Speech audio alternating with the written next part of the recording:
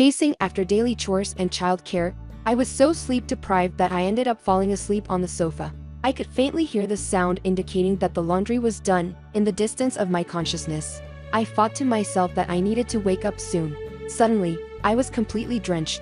When I opened my eyes, my mother-in-law was standing in front of me, holding a bucket and laughing. If you have time to be sleeping, get moving. Then, I heard my daughter crying next to me. She was only 2 months old. She had also been splashed with the bucket of water. Seeing that, I thought, "You better be ready, mother-in-law." It was the moment I vowed revenge on my mother-in-law, who had misunderstood me as a timid bride. My name is Emily. I gave birth to my daughter just 2 months ago and have been swamped with taking care of her and doing household chores for the first time. Of course, the childcare is not only on me. My husband helps out as much as he can. However, he often has to leave home for work trips, so I'm basically doing the childcare on my own. Thanks to the cuteness and love for my daughter, I've somehow been able to keep going, but there was another thing I had to strive for. That reason was my mother-in-law, who I live with. My mother-in-law would impose chores and various requests on me, and at times, even bully me. She was depressed due to the loss of my father-in-law, and she consulted us, saying she was anxious about living alone. That's why we ended up living together. I won't be much of a bother. I just don't want to be alone right now. I'll help with the chores, so please let me live with you. Moved by my mother-in-law talking in tears, my husband and I accepted living together. At that time, there were no strings attached between my mother-in-law and me, and I was genuinely worried about her. I thought it would be nice if living together could make her feel a bit better. However, gradually her demands became more intense after we started living together. I thought she might be becoming a bit selfish due to the sorrow of losing my father-in-law. Considering the ongoing harassment from my mother-in-law, I guess she simply doesn't like me. She even said she would have preferred a more beautiful and thoughtful daughter-in-law. So, I guess I'm not the ideal daughter-in-law she wanted. But since she is my husband's mother, I want to get along with her as much as possible. So even when she was cold to me at first, and even when she became demanding, I always tried to respond with a smile and comply with her wishes as much as I could. But maybe that was a mistake. I wonder if she recognized me as a daughter-in-law who would just do whatever she said, because her harassment escalated. You really do the housework carelessly, don't you? I wonder if she doesn't like the way I do housework, as she started to complain about this and that. This doesn't taste like our home cooking. Please make it again. Wearing such a short skirt while you're pregnant. Are you trying to act seductive and have an affair? Being told things like that every day, surprisingly, made me feel like I was a worthless person. Of course, I made an effort, tried to make my cooking taste like hers, and made sure not to wear short skirts. My makeup was light when going out, so honestly, it shouldn't be much different. No matter how much effort I made, her nagging didn't decrease. You can't even do housework properly. Can you really take care of a child? I feel sorry for the baby that's going to be born. Children can't choose their mothers, after all. I was in an unstable mental state during pregnancy, and my mother-in-law's words pierced my heart. Even though I could normally endure her bullying, at that time, with my anxieties about children and parenting, I had reached my limit. And then, when I was 7 months pregnant, a certain day came when I was folding laundry. After I finished organizing the laundry and taking a break, that was my only moment of bliss. As my belly grew bigger, doing housework became harder. Those moments of respite were very precious to me. Ideally, I should have been doing housework with my mother-in-law, but of course, she wasn't doing any housework and was just watching her favorite TV shows, eating snacks, and doing as she pleased. But it would have been better if she had just stayed quiet by herself. When she stayed by herself, housework went more smoothly, and I could avoid feeling unpleasant. But when I finished folding the laundry, my mother-in-law came over with a smile. I had a bad feeling, but by the time I realized it, it was too late. At that moment, she spilled her coffee all over the laundry. Oh, I'm sorry. My hand slipped. She apologized, but it was obvious that she did it on purpose. And then, the emotions I had been suppressing overflowed. Surprisingly, I couldn't stop the tears from flowing. Even the mother-in-law, who was in the middle of her bullying, was taken aback. I didn't mean any harm. It really wasn't on purpose. My mother-in-law, unusually flustered, apologized, but her words didn't really get through to me. Of course, by the time my husband came home, I had stopped crying, but my eyes were swollen from crying, So my husband was worried something had happened. She just got a bit tired. Emily, I'm sorry, okay? I accidentally spilled coffee on the laundry. My mother-in-law quickly interrupted the conversation between my husband and me, making excuses. My husband sighed. Mom, please help Emily out a bit more. I've been quiet because Emily always says she's fine, but you leave all the housework to her, don't you?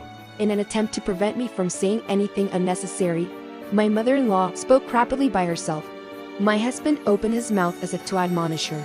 After hearing my husband's words, my mother-in-law clearly felt dejected and told us that she would help with the household chores from tomorrow.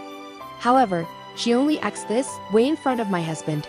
I knew that from the next day onwards, I would still be the one doing all the housework, and my mother-in-law wouldn't help at all. But since that incident, my mother-in-law started interacting less with me. Just not having to hear her sarcastic comments made me feel lighter. Plus, I was planning to give birth in my hometown, so I immediately went back to my parents' house, which eliminated all the stress from my mother-in-law. Of course, as my pregnancy progressed, my belly got bigger.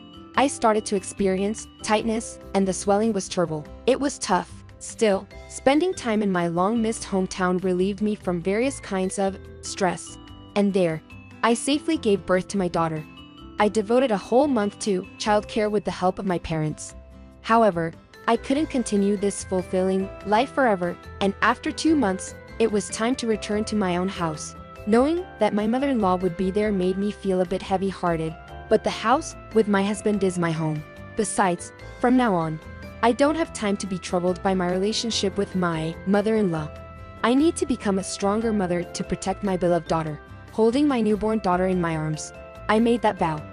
The reaction of my mother-in-law when she saw her granddaughter for the first time was cold. A girl can't carry on the family name. Make sure you raise her without causing any trouble. Plus, she has a flat nose just like you. Poor thing. I couldn't tell if she had completely forgotten about what happened before I went to my hometown, or if she just didn't care, but she was the same sarcastic mother-in-law as always. Just thinking about having to listen to her nagging again from today makes me feel a bit unpleasant, but I don't have the time or the will to deal with her. I decided to interact with her indifferently, making sure her words wouldn't affect my feelings. However, she seemed to dislike my attitude, and when I was busy with childcare, she started to ask me for favors. Can you drop this letter in the mailbox for me?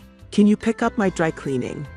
Can you air out the futon in my room? Each request seemed trivial, but they were enough to overwhelm me as I had just given birth and was busy with housework and childcare. I tried telling her, I have my daughter to take care of, it's difficult for me, and from now on, I'd like you to do these things yourself. But my mother-in-law was never satisfied. She would complain for tens of minutes until I agreed to do what she asked. Even though she could have finished the task herself in the time she spent complaining. What made me even more furious was that she only did this when my husband was away on business trips. She took advantage of his absence, knowing that there would be no one to reproach her. I really think she has a bad personality, but I guess this is just who she is. It was somewhat tolerable when my husband was home, and my love for my daughter kept me going. However, my body was worn out after giving birth. I was dealing with sleepless nights, feeding my daughter every few hours, and comforting her when she cried at night. And then, one day, I accidentally fell asleep on the living room sofa with my daughter. I heard the system sound indicating that the laundry was done from afar. As I thought in my head that I needed to hang the laundry, a large amount of water suddenly poured down from above. Oh! Startled by the cold water, my drowsiness instantly disappeared, and in front of me stood my mother-in-law, with a bucket in her hand, looking triumphant. If you have time to sleep, get moving. Do you think it's okay to slack off just because you're a housewife? The smile on her face was the same as when she spilled coffee on the laundry before. What now? You plan on crying again? I truly despise women who think crying solves everything. Then, I also started to hear my daughter crying. Realizing this, I quickly checked on her, lying beside me, and noticed that some of the water from the bucket had also splashed onto her. The moment I saw that, my head went completely blank, as if my blood had started flowing in reverse. Prepare yourself, I warned her. She just laughed in response. It seemed she found it amusing, thinking what could a woman, who can only cry, possibly do?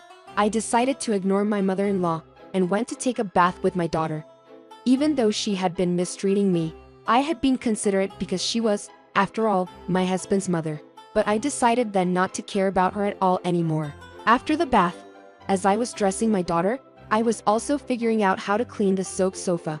While lost in thought about the future, my mother-in-law, smiling, came up to me, asking if I had finally decided to do some housework.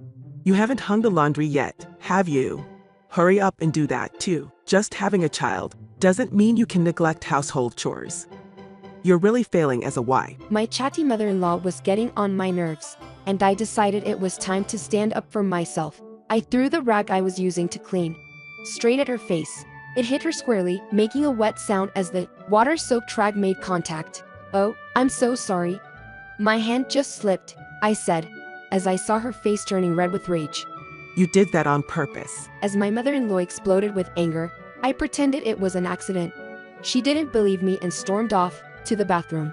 Later, when my husband came home, I acted as if nothing had happened and didn't mention the water incident. My mother-in-law, probably making up excuses in her head, was puzzled why I didn't say anything. The next day, after my husband had left for work and my mother-in-law was still soundly asleep, I went to her bedroom with a bucket full of water and without hesitation, poured it all over her. Wow. My now soaked mother-in-law got up, her eyes showing a mix of anger and confusion. "How long does her freeloader plan on sleeping? You said we'd share the housework when we agreed to live together, right? Please stick to your promises," I told her with a smile, and her face turned awkward. Emily, what's gone into you? You've been acting strange since yesterday. I didn't say anything to my mother-in-law, who was asking with a trembling voice. Instead of words, I just showed her a full-faced smile, and then left her bedroom. Since that day, she started staying in her room. Perhaps thinking that I had gone crazy, or maybe she was just scared of being retaliated against. So, I took over and started asking her to do various chores for me. "Mother-in-law, please clean the toilet and bathroom. And, I'm looking after my daughter right now. So could you please do the shopping? Make sure you don't forget anything."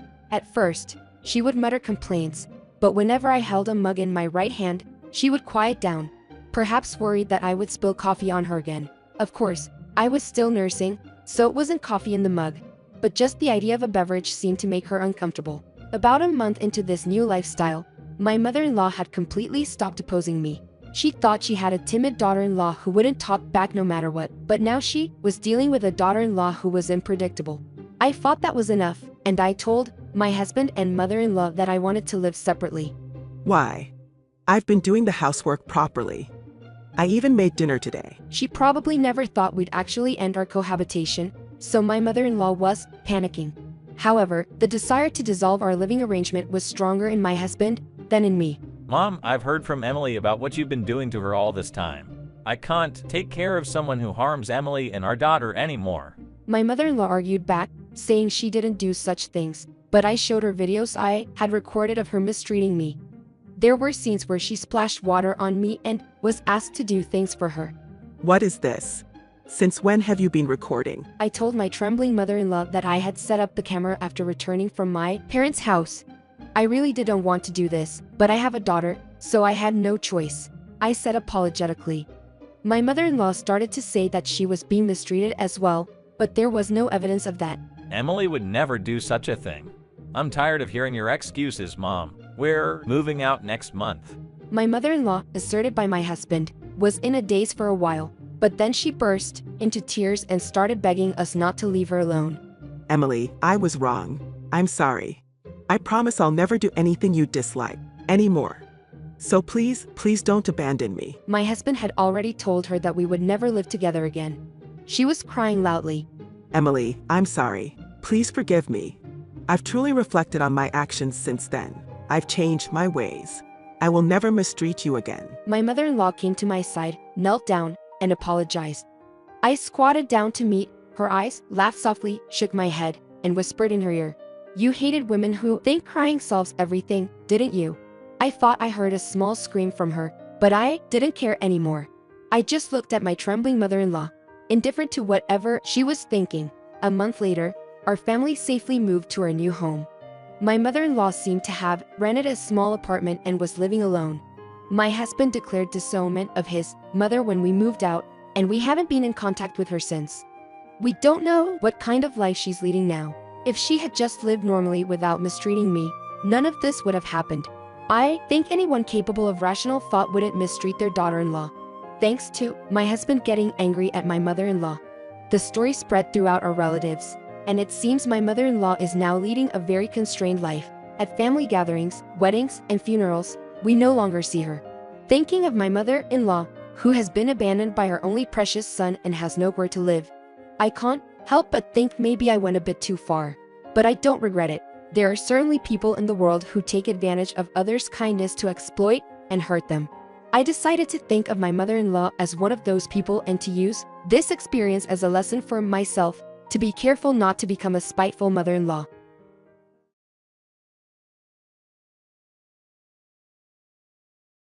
Tom is my name.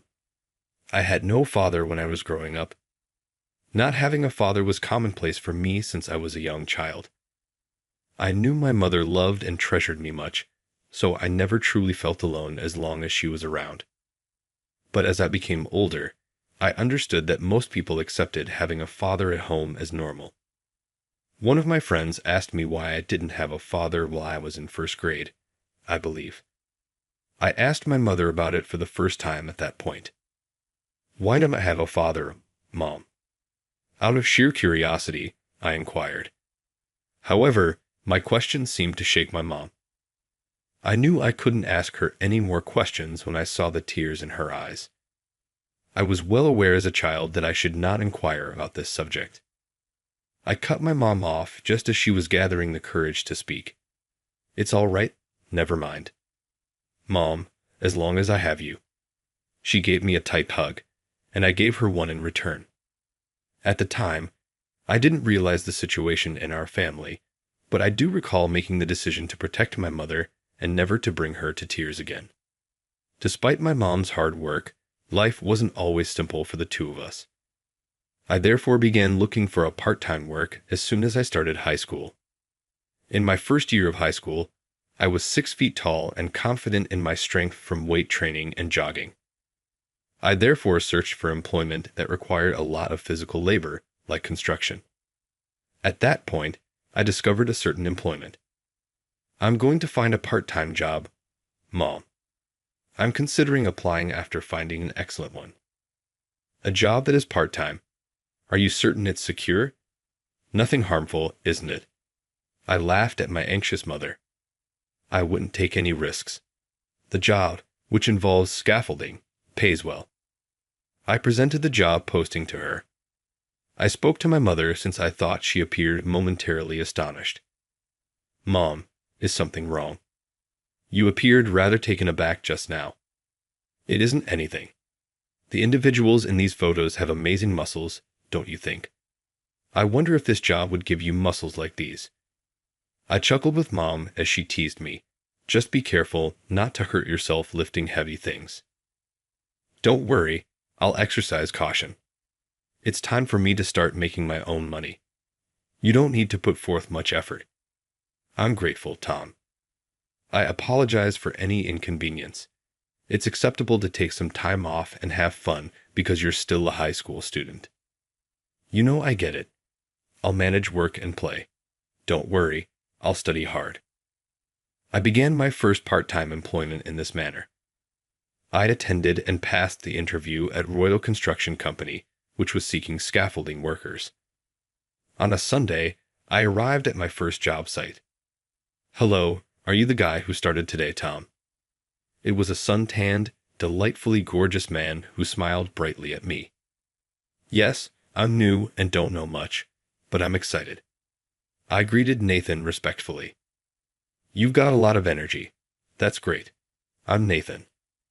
Nathan was friendly and easy to talk to, and I immediately liked him. At 25 years old, Nathan was like a brother to me, an only child. Sure, as a job, there were times when he had to be strict, but I understood it was natural to be corrected when I made mistakes. "Remember, Tom, you're still in high school, so there might be people on the side who act unpleasantly towards you. No matter what, always greet them politely and maintain your manners," Nathan advised me. Nathan taught me of the harsh realities of society.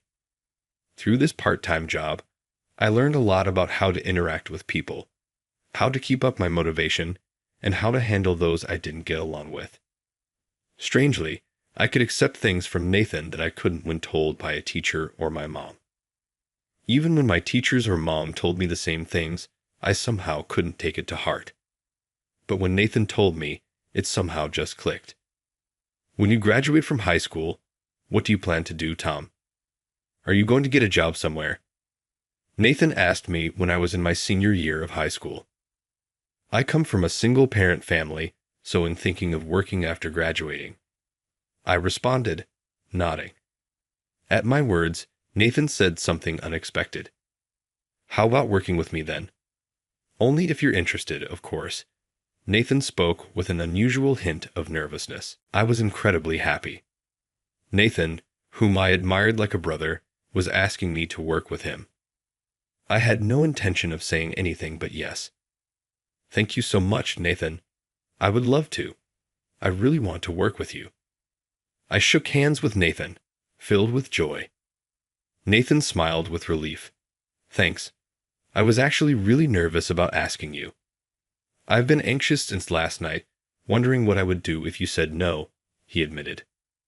I burst out laughing at his unexpected confession. Nathan said he wanted to see my mom, so after my high school graduation, I proposed that the three of us, my mom, Nathan, and I, go out for a meal together. My mom, skilled enough to manage a small restaurant, eagerly prepared for the meal. Nice to meet you. I'm Tom's mother. He's always in your care, she said. Nice to meet you. I apologize for the late introduction. I work at Royal Construction Company. My name is Nathan, he replied. I watched their friendly exchange with a grin. Neither of them is usually like this, but their nervousness was so amusing that I couldn't stop laughing. The three of us enjoyed a delicious meal my mom had prepared. Since the restaurant had a reserved sign at the entrance, we could relax without being disturbed. When dessert arrived, Nathan spoke up again. I know Tom has probably told you, but I'd really like to work with him. I know my words as a young man might not be very reliable, but I'll take good care of Tom, he said earnestly. Seeing Nathan speak so seriously, my mom had a calm expression. Unreliable. Far from it. Tom always talks about Nathan when he comes home from his part-time job. He admires him so much. I have no worries at all. Please take good care of my son, she said. I felt a warmth in my eyes as my mom spoke. Stealing a glance at Nathan, I noticed his eyes were moist too. Seeing my two beloved ones caring about me made me feel truly happy. Thus, I ended up working at Royal Construction Company after graduation, marking the start of my professional life. Tom, are you ready for the next site? Jess, leave it to me. Everything's set. I've been working since high school, so I understand the basics. As a young, ready-to-go worker, I've worked in various places. No matter the site, I worked hard, keeping in mind everything Nathan taught me. As time passed, a turning point came when Nathan turned 35 and I was 26. Tom, actually, I've been transferred to Royal Construction Company in New York, Nathan announced. Really? Nathan, that's amazing. The main office in New York? That's a big deal. Nathan was incredibly skilled and had used his extensive field experience to advance as a manager, continuously delivering impressive results. It seemed his achievements had caught the attention of the headquarters. He had especially made an impact by advocating for the improvement of workers' conditions and had achieved notable results. He was planning to move to the HR department at the headquarters. Sorry, Tom. I wish I could take you to New York with me, but I don't have that kind of authority. Nathan looked genuinely regretful. It's okay, Nathan. I'll work hard here and achieve enough to be called to New York myself. Sure, it would be lonely without Nathan, but I had learned so much from him. I believed I could manage well even in his absence, using what he had taught me. I'm glad to see you've grown so much. I'll do my best in New York, and you do your best here too. Spending the night talking until morning became a cherished memory. Nathan and I always kept in touch, and when we had time, I would visit him in New York, or he would come back here, and we'd have fun. Tom, sorry, can you talk right now? I received a call from Nathan in a serious tone 6 months later. What's wrong? It's rare to hear you sound so serious. Is something wrong?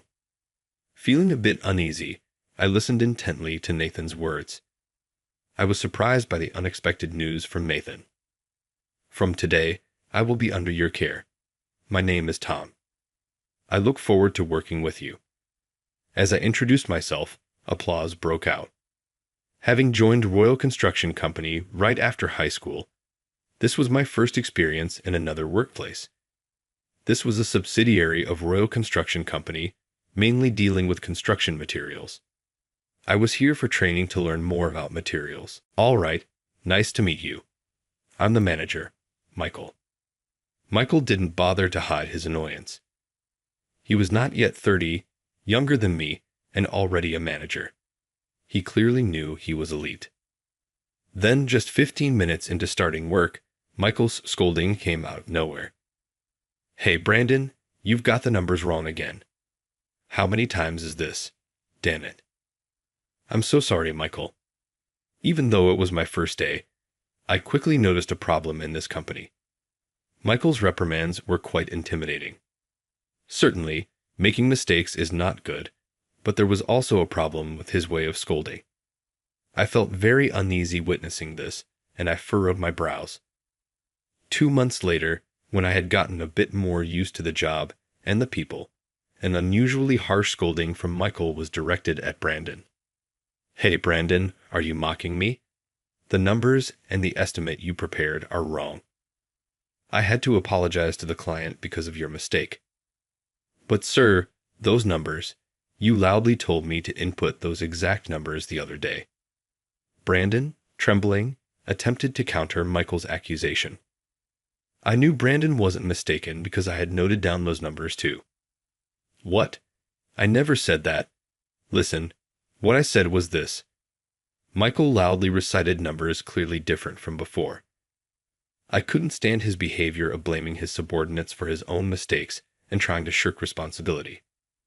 Brandon was already on the verge of tears. Understand this. This is not my mistake. It's yours. Do you hear me, you useless fool? At that moment, my patience snapped. Michael, with all due respect, that was your mistake, not Brandon's. The room buzzed when I spoke up. Probably no one had ever directly confronted Michael before, or if they had, I hadn't seen it since I arrived. Huck. Tom, what are you talking about? My mistake. Huh. Where's your proof? I don't make mistakes. I was remarkably calm in the face of Michael's red-faced anger. I have proof. When you loudly instructed Brandon to make the estimate, I also took notes. I pulled out a memo from my drawer detailing the date, time, who gave the instructions, and what the content was. Reading from the memo, I recited the numbers Michael had instructed Brandon to use. Naturally, these numbers matched perfectly with the estimate Brandon had prepared. What? Why would you take such notes? Michael asked incredulously. Michael always gives instructions rapidly, so I took notes in case Brandon missed anything, I explained. Michael, shaking with anger, glared at me. Tom, you'll regret this. With a look of frustration in his eyes, he grabbed his bag and coat and stormed out. When Michael left, a palpable sense of relief spread throughout the company. Tom, thank you. That was really a lifesaver. Brandon came over to my desk and thanked me. No, it's nothing. I just couldn't hold back and had to speak up. I'm sorry if I overstepped, I replied, apologizing to Brandon. Not at all. It was a relief to have someone step in for once, he said. Hearing this, I immediately went to Christopher's desk, the department head. Christopher, what's going on here? I've only been here for about 2 months, but Michael's behavior and words are clearly over the line, aren't they? It seems strange to me. Despite being higher in rank than Michael, Christopher was frankly quite inconspicuous. He never reprimanded Michael. He just watched. Christopher looked uncomfortable at my remark. I leave the training of the staff to Michael. It may seem excessive to you, but that's his way of doing things. I cannot do anything about it. Do you think such behavior is acceptable? I challenged. Brandon stopped me as I was about to get heated up. Tom, come here for a second. Brandon pulled me aside to the break area. You might not have heard this, Tom, but Michael behaves that way because of his father, he explained. Michael's father? What do you mean? I was really confused and asked Brandon for clarification. Actually, Michael's dad, Dad K, is the executive vice president at Rio Construction Company's headquarters. That's why nobody, including Christopher, can complain.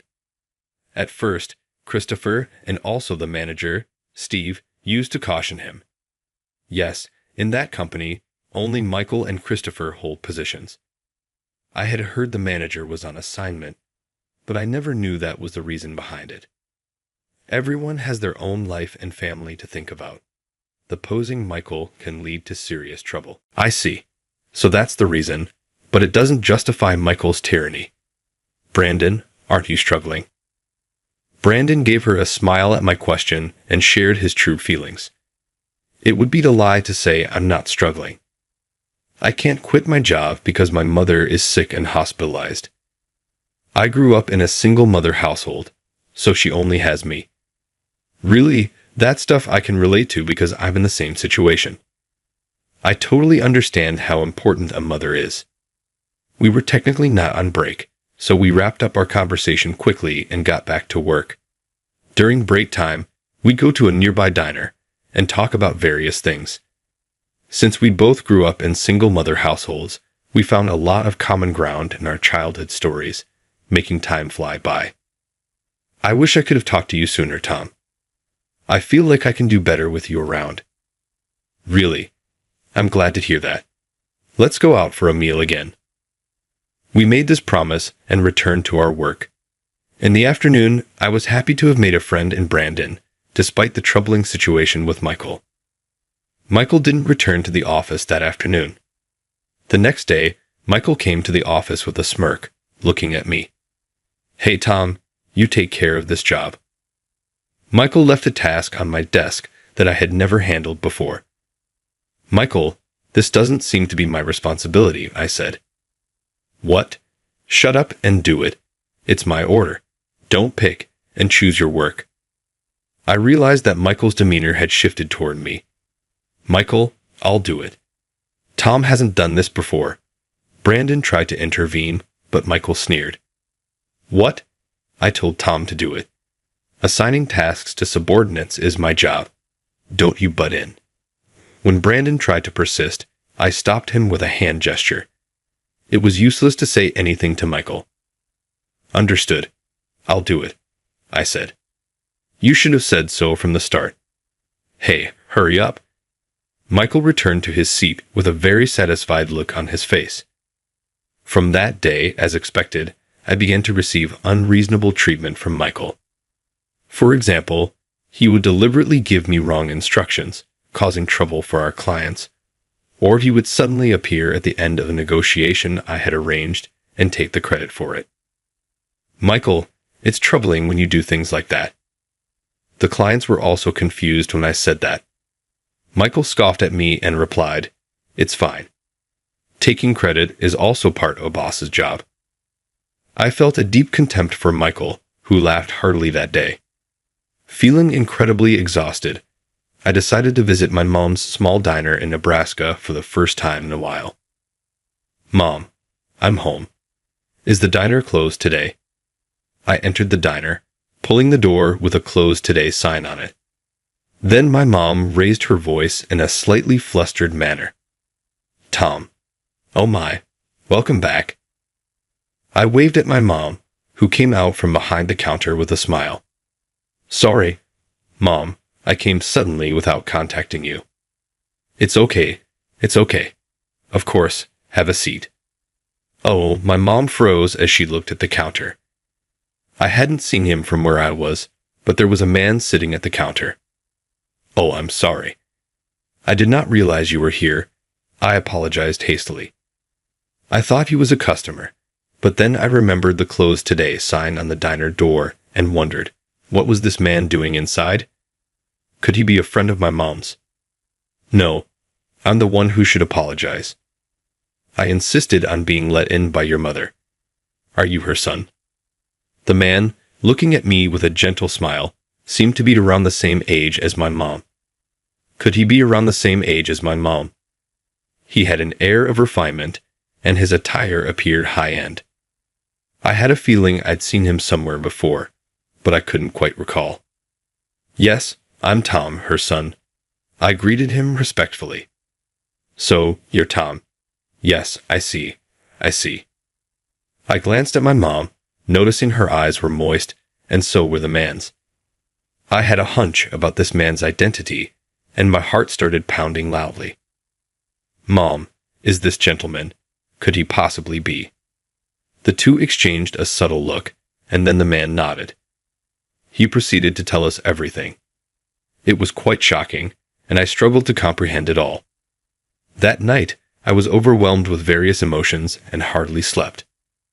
The next day, feeling sleepy, I was greeted at work by Michael's usual smirking smile. I've been waiting for you, Tom. Do this today.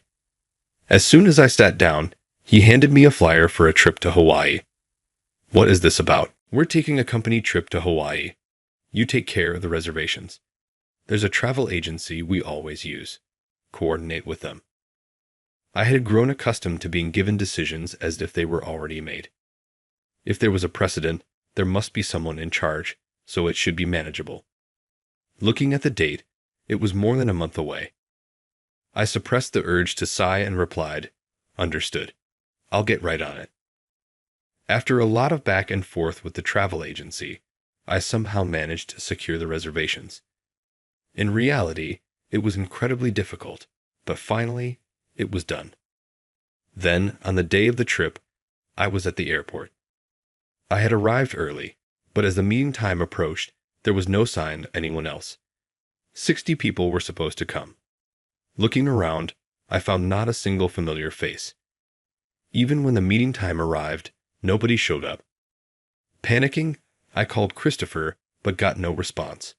So, I called Michael. Michael answered right away. Hello. What's up, Tom? His voice was filled with amusement. I confronted Michael in a frantic tone. Michael, today is the trip to Hawaii, right? Weren't we supposed to meet at the airport? Michael began to speak, barely containing his laughter. We're all having lunch at a different location right now. Oh, not everyone. Brandon's not here. I told Brandon that the airport was changed. Maybe he's also alone at the airport right now. Michael burst into loud laughter on the other end of the phone. Not only Michael's laughter, but also the voices of others laughing could be heard. I was so angry I could barely contain myself. My whole body was shaking with rage. I clenched my free hand tightly, trying to calm down. The thought of Brandon being subjected to the same treatment was unforgivable. Unaware of my anger, Michael continued cheerfully, Well, if you pay the full cancellation fee, you can come here. It's all out of pocket, though. Can you afford it? Please, Tom. Fed up with his attitude of looking down on people, I finally lost my patience. That's it. I'm going to teach this guy a lesson. I laughed through my nose as I said to Michael, pay the full cancellation fee out of my pocket and join you? You're joking. Every single time you do whatever you want, everyone there, you're all fired. A notice will be coming from the headquarters soon. Just wait and see. Michael stopped laughing at my words, now speaking with a hint of panic different from before. It seemed my mention of a notice from the headquarters struck a nerve. Wait, what are you talking about? I didn't answer him, but hung up and immediately received a call from Brandon. I quickly answered, thinking he must have tried calling multiple times. Tom, where are you? Michael told me that the airport was changed, and I came to the one he mentioned, but there's no one here. I explained the situation to a panicked Brandon. Brandon was speechless at Michael's appalling behavior and then said with difficulty, "Why do we have to endure this? What did we ever do to him?" "Don't worry, Brandon. Hard work and honesty always pay off in the end. Just wait for what happens after the break." After hanging up with Brandon, I made a phone call to a certain place. 4 days later, after the summer vacation ended, the company resumed. "Good morning, Tom. Thanks for all your encouragement." Brandon immediately thanked me as soon as we met. "Don't mention it. What I said was true. See what's happening." Brandon looked puzzled, but I just smiled back at him. Then Michael, unlike Brandon, gave me a nasty smile when he saw me. "What's up, Tom? You said something about a notice from the headquarters about being fired, but nothing came. You just said that in a fit of anger." "Huh." There were snickers from around, but I wasn't fazed. I knew what was about to happen. Interesting. Just as I heard this, a man's voice came from the entrance. "This is a terrible work environment. The manager behaves like this, and no one says anything." He had a grim look on his face as if he had seen something terribly unpleasant. "Indeed, it's embarrassing to think this is one of our group companies," said the man who had just appeared. It was Nathan. He waved at me, so I waved back. Then another man with a panicked look, whom I had never seen before, was there. "Dad, why are you here?" Michael was trembling as he saw the unexpected guests and his own father. The man with Nathan was Michael's father. "Ken, what's this all of a sudden? Outsiders can't just barge in here." Michael was red in the face, but Ken, on the other hand, yelled out with a pale look, "Hey, what are you saying? This man is Baker, the president of Royal Construction Company." The room buzzed at that revelation. "The president? What? Eeg, the president? Well, I suppose you wouldn't know. It's understandable since we're a subsidiary and don't interact directly. I appear in company newsletters and such, but I doubt you remember my face. The man, the current president of Royal Construction Company, said nonchalantly. I came here because I received reports of various problems in this company. I decided to come and see for myself." He continued, "What? Who would say such a thing?" Michael murmured up to that point, then widened his eyes and pointed at me. Apparently, he was unaware of the common courtesy that it's rude to point at people. "It was you, wasn't it? How dare you snitch?" President Baker yelled out, his voice several times louder than Michael's. What kind of a fool yells at his subordinates for his own mistakes? "Ken, what's become of your son?" Ken and Michael jumped in shock, and the other employees were startled by the loud voice. "Let's change the location. Prepare the reception room." Christopher, who had been silently observing until then, hurriedly guided everyone to the reception room. President Baker, Nathan, myself, Ken, Michael, and Christopher took their seats as a female employee served tea and left the room. President Baker began, "So, Michael, I hear you've been intimidating your subordinate and mocking them in front of other employees." Michael glanced at me briefly but smoothly lied. Carly, seated next to his father, seemed more composed than before. "No, that's a misunderstanding," he replied. "Oh, a misunderstanding? So you're saying you didn't do such things?" "Yes, I swear I didn't, but I admit my guidance might have been perceived that way due to my inadequacy. For that, I'm deeply sorry," Michael said. Michael took an attitude of respect. His father, Ken, backed him up. "If I may, President Baker, I did hear the earlier remarks, and while I thought the way he said it was problematic, I can believe he always behaves that way," Ken said. "I see.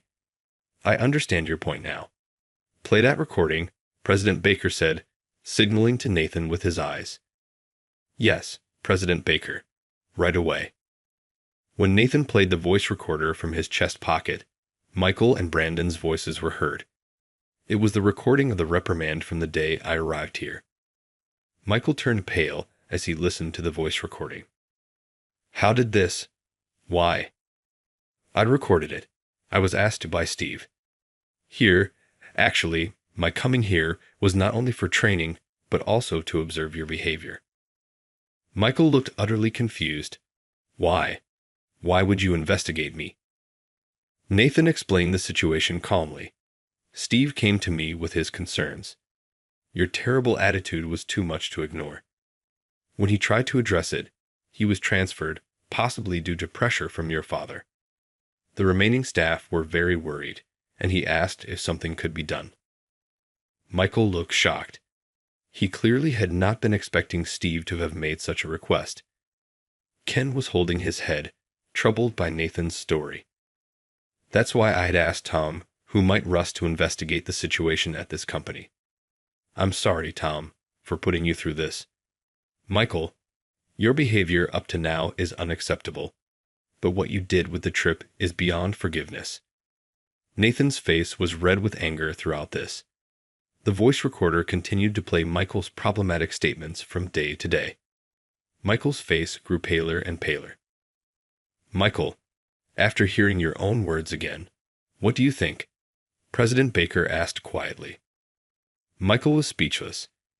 Ken seemed like he was about to say something, but as the voice recorder played the airport conversation between Michael and Emmy, he fell silent. Listen, those in higher positions must be careful when admonishing their subordinates. Even when they make mistakes, only the mistake should be addressed, not their character, President Baker said, echoing words often said by Nathan. You'll all face the consequences of your actions. You're all fired. This company will be closed down. Those who can't value their subordinates are a negative influence on the company. Upon hearing this, Michael yelled at President Baker, Why am I fired? Huh. Don't joke around. This company is only functioning because of me. Ken dragged his spitting son away. Don't you understand yet, son? You reaped what you sowed. You've even implicated me. What are you going to do about this? Michael asked. Dad, why are you stopping me? I don't understand what I did wrong. As Michael continued to rant, Ken and Christopher dragged him out of the room. In the now quiet reception room, Nathan, President Baker, and I sat down, exhaling deeply. Really, not realizing his faults after all that is just crazy. I could only manage a rueful smile at Nathan's words. President Baker also smiled ruefully and said, I didn't expect Ken's son to be so unresponsive to reason. You must have been under a lot of stress. I truly apologize for that. It's fine, really. I like working with Nathan and wanted to be of help. Plus, I guess I was able to help Dad, right? I was extremely nervous calling President Baker Dad in the flow of the conversation, my heart pounding rapidly. Yes, President Baker of Royal Construction Company was my father. Unexpectedly, my father had been close by all this time. He looked at me wide-eyed. I'm sorry, that was presumptuous of me. As I fumbled nervously, Nathan burst out laughing. Nathan, it's not funny. Don't worry, President Baker is touched, right? President, that Tom called you Dad. At those words, my father nodded vigorously, his voice choked with emotion. I never thought Tom would call me Dad. I'm so happy. Sorry, I'm getting emotional, he said, starting to cry, genuinely remembering the first time I met him at Mum's diner. I thought about the atmosphere between my mother and father. My father told me about the past. He was a struggling architecture student dating my mom, living a tough life. When he was dating my mom, I was a poor college student aspiring to be an architect and was living a tough life. When I almost couldn't pay my tuition due to family circumstances, I met the daughter of the then president of Royal Construction Company. Somehow, she fell in love with me at first sight and offered to help with my tuition and proposed marriage. When my mom found out, she disappeared from my dad's life. My dad searched desperately for her but couldn't find her, and after much deliberation, he accepted the help, graduated from college, married the daughter, and took over the company. I'm really sorry. I know no amount of apologies will suffice, but I truly am sorry." My dad apologized, and at first, I couldn't grasp the reality of it all, overwhelmed by the amount of information. My mom said to me, "Tom, I found out I was pregnant with you after I had disappeared from his life. I left because I thought marrying the daughter of Royal Construction Company would better fulfill his dreams than staying with someone unremarkable like me." My mom looked at my dad with a kind face. That was when I realized, yes, my mom truly loved him. When I found out I was pregnant, I was truly happy. I was happy to have you born. It was hard, but you grew up to be such a kind child, she said with a tearful smile. And then I received a letter from your mom. It was when you were in elementary school, with a photo of you wearing your backpack. I was really surprised, but also very happy, he said, showing me the photo of me that he treasured in his diary. At that time, my wife and my father-in-law were still alive, so I couldn't do anything. It's no excuse, but I could only contact your mom after my wife and father-in-law had passed away. My dad apologized again from the bottom of his heart. I understand. I'm an adult now, and I understand that men and women have their own circumstances. I don't feel unhappy because my mom took good care of me, and strangely, I don't hate you either, I said after a moment of silence, sharing my true feelings. I was busy comforting the two of them as they burst into tears. Once they calmed down, I reported to my dad about the matter Nathan had asked me about. When I mentioned the trip to Hawaii, my dad got furious. "What's that about? I can't forgive such a person. Nathan and HR, right? I'll sort this out right away. Wait for me," he said as he left the small diner. It goes without saying that I soon received a barrage of calls from Nathan, who must have heard from my dad. Tom, what do you mean you're the son of President Baker?" His confusion was severe, but now it's a funny story. "Thank you, Tom. As a father and as a president, I will act in a way that I won't be ashamed of from now on." After holding back his tears, my dad nodded. And then I remembered something. "Dad, I have a favor to ask." Soon after, there was a directive, and the company was set to close, leading to everyone's resignation.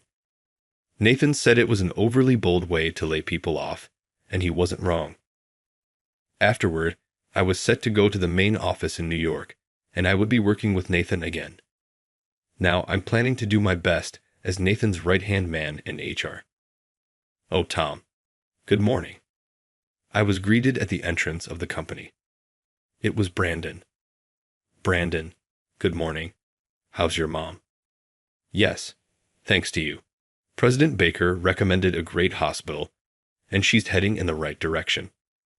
I was worried when I heard the company was closing. In fact, I had asked my dad to let Brandon work at the headquarters and to recommend a good hospital for his mom. Steve, who had been on assignment, was also back at the headquarters. I wanted Brandon, who had been working hard even through tough times and was targeted by Michael, to be rewarded for his efforts. "Leave it to me. I'll take care of the job in the hospital. From what I hear, you're diligent and sincere, so there should be no problem." And so, Brandon secured re-employment at the headquarters and a transfer to a better hospital for his mother. "But President Baker, why are you so good to someone like me?" I couldn't believe it when I heard. Brandon said with a puzzled look. I smiled and replied, "Didn't I tell you, Brandon? If you work hard and live honestly, you'll always be rewarded.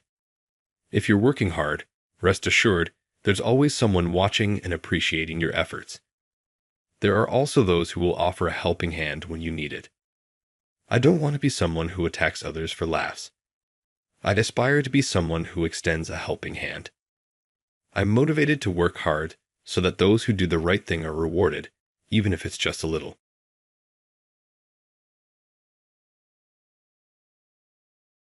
My dad works for a large corporation as a senior manager. You're not in your league at all. Murmurs started to fill the room.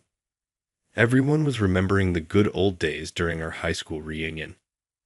As we discussed marriage, employment, and even our favorite pastimes, laughter erupted. It was lighthearted and reminiscent of our high school years. James's remark, however, broke the calm atmosphere. I moved forward to provide one last warning to James. His self-centeredness has not altered in the slightest. After facing life's challenges as an adult, I'd assumed he would have grown up, but I was mistaken. I knew it was childish, therefore I had refrained from lowering myself to James's level until now. However, it is no longer the case.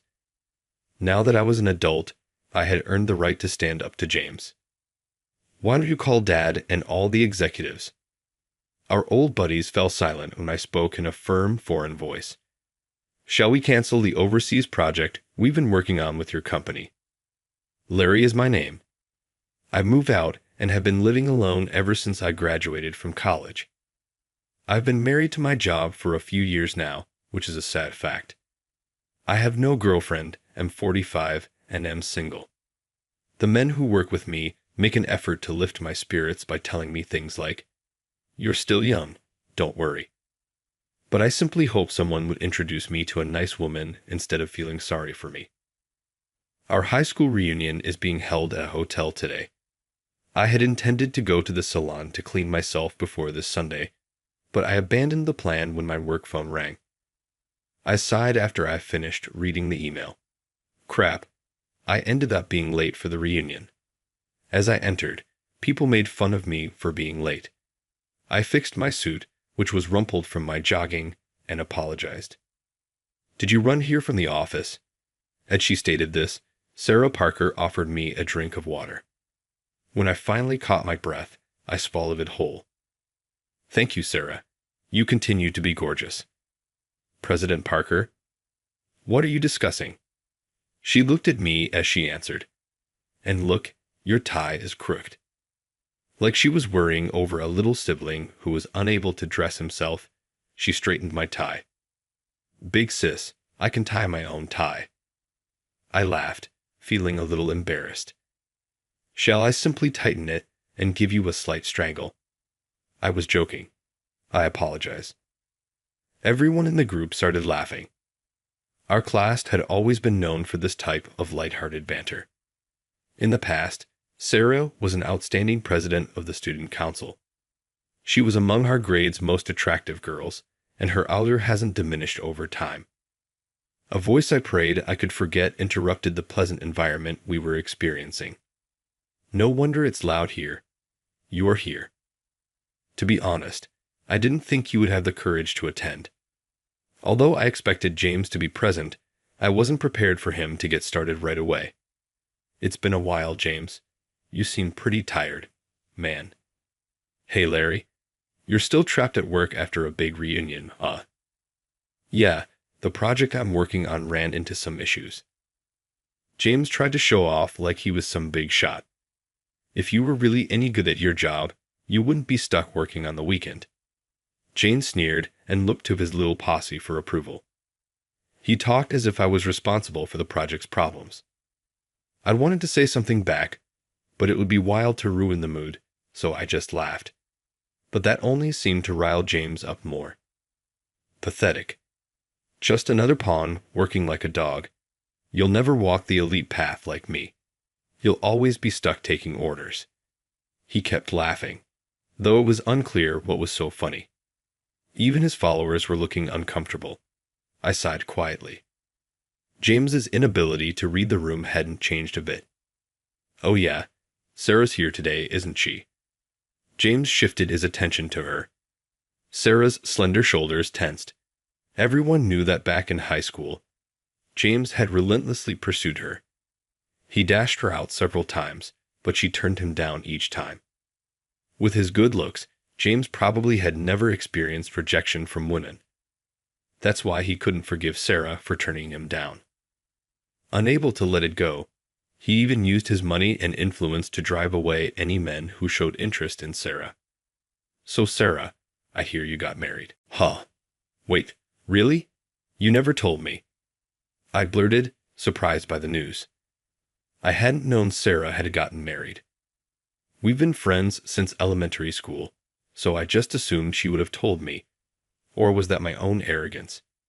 But Sarah looked incredibly uncomfortable. How do you know that? My friend knows him too. Small world. Hard. James smirked with a knowing grin. Sensing something off, I glanced at Sarah. She was glaring at him, her brows furrowed. And yeah, I know about the divorce too. Sarah's face twisted in sadness. Seeing that, I decided to step in. What's the deal, James? You still have feelings for Sarah after all those rejections. I gotta say, you're more persistent than I thought. I casually moved in front of Sarah, and I felt her lightly tug on my sleeve. Who rejected me? I've never been rejected. You're an idiot for believing her lies. Her ex left her because they couldn't have kids. He moved on, and boom, his new woman got pregnant right away. No use for a woman who can't have children, so she got tossed aside. James, there are some things you just don't say. I yelled, my voice filled with anger. Even some of the women in the group scolded him, but James just smirked, unfazed. I didn't care if he insulted me, but I couldn't tolerate him mocking Sarah like that. I didn't want to start a fight here, but James's words were filled with so much venom that I couldn't hold back anymore. I took a step toward him, but Sarah, standing behind me, pulled me back. When I turned to look at her, she had tears welling in her eyes and shook her head slowly. It's the truth, so there's no point in getting angry. Just the fact that you're upset for me is enough. I'm okay. Sarah dabbed at the tears that were on the verge of falling with a handkerchief. Seeing her like that, I didn't know where to channel my anger. I've always been weak when Sarah cries. Normally so strong and composed, she never let herself cry in front of others. When things got tough and she needed to cry, she'd sneak up to the roof and cry in a quiet corner. I knew that, but all I could do was watch from afar, unable to do anything for her. Once I was sure she had stopped crying, I'd hand her a handkerchief, and she'd blow her nose into it with a big grin, laughing as if to cheer me up. Instead, that's just the kind of kind-hearted person she is. I'm sorry I didn't tell you sooner. Do you need another handkerchief? Only if you don't mind it getting covered in snot. Even in a moment like this, Sarah could sense my unease and try to lift my spirits. She really was a kind-hearted woman.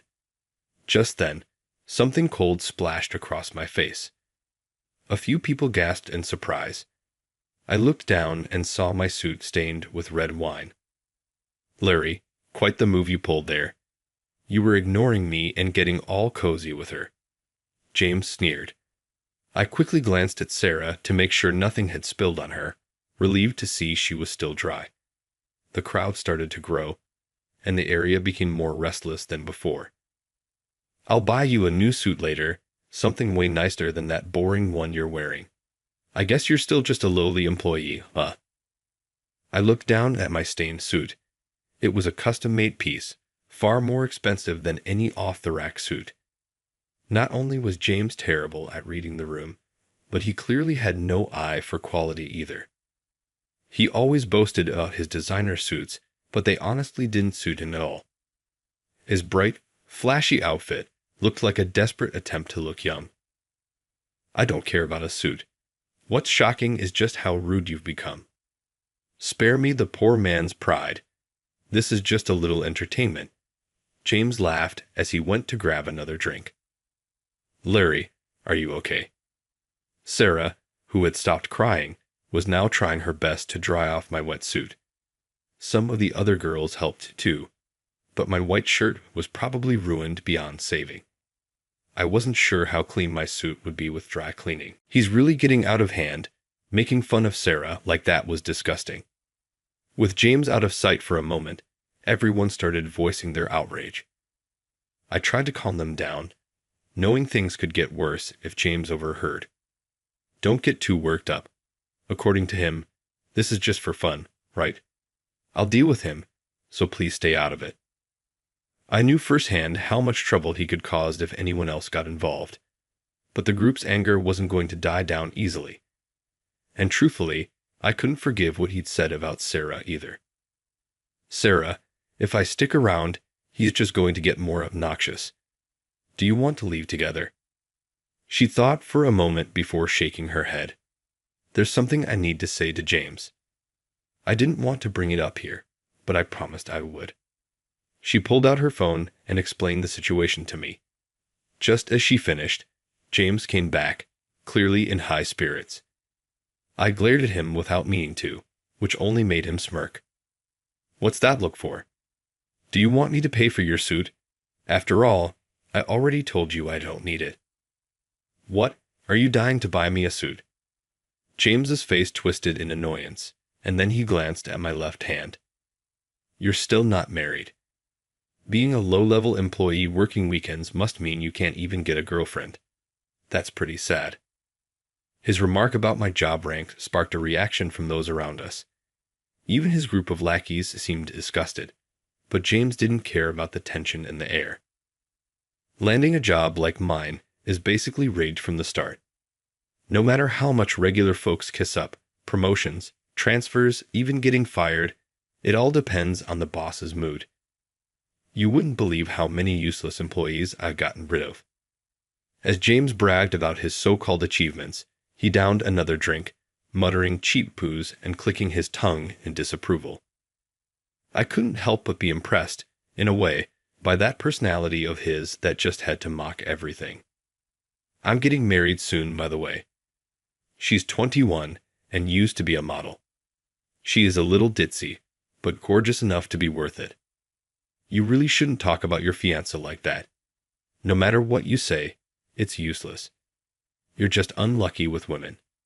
This really is terrible booze. That wine earlier was at least drinkable. Why don't you go grab some more? After all, the entertainment isn't over yet. That's right. The real show was just beginning. I discreetly sent a message to someone as the reunion chatter continued. The teachers from each class were invited onto the stage one by one. The teachers took the microphone and shared their memories from back in the day. Every now and then, they added a funny anecdote, causing the crowd to burst into laughter. Even we forgot about the earlier tension and joined in the laughter. I still remember Larry's story from swimming class. Mr. Hayward, our class teacher, said, I stiffened and turned to look at him. Mr. Hayward smiled slightly. During the 25 meters crawl test, he swam the whole length without coming up for air. Hey, that's because I can't swim. What? Still can't swim? I'll lend you a kickboard from the school so you can practice. The room erupted with laughter. By the way, this whole exchange wasn't off the cuff. I'd suggested it earlier, and Mr. Hayward had played along. And yes, it's true. I still can't swim. Hey, is that what you were talking to Mr. Hayward about earlier? No comment, I said, flashing a smile. Sarah, though slightly exasperated, smiled back at me. I've always liked that about you, Larry. Ha! I let out a surprised, almost ridiculous-sounding yelp, and Sarah tried to stifle her laughter. What? You're joking, right? No comment, she replied, pressing her index finger to her lips. The gesture made my heart skip a beat. Just as Mr. Carter finished his speech, James suddenly jumped on stage. He snatched the microphone and stepped forward. The moment our eyes met, I had a bad feeling. Now, for tonight's special event, let's find Larry a girlfriend. If there's any girl out there willing to date this poor workaholic, please raise your hand. Oh, by the way, I've got a 21-year-old fiancé, so there's no point in raising your hand to be my girlfriend. He literally looked down at us as he spoke, so this was the entertainment he mentioned earlier. I glanced up at James, who had earned the eye of every woman in the room, and made my way onto the stage. Age, as you've just heard, I'm Larry, and yes, I'm looking for a girlfriend. Ladies, please feel free. I played along, making light of it, and the room erupted in laughter. It's my own goodwill to at least be a prelude to the story I'm about to tell. He clearly hadn't expected me to stand next to him. Out of the corner of my eye, I could see the frustrated look on James's face. Oh, by the way, James might be needing a girlfriend soon too, so keep your eyes open, everyone. What the hell are you talking about? James growled, grabbing me by the collar. Gasps filled the room, and I raised a hand to calm everyone down. Then I glanced over at Sarah, signaling her. It seems like you didn't realize, James, but I work as a wedding planner at the venue where your wedding's set to take place. James' face paled instantly.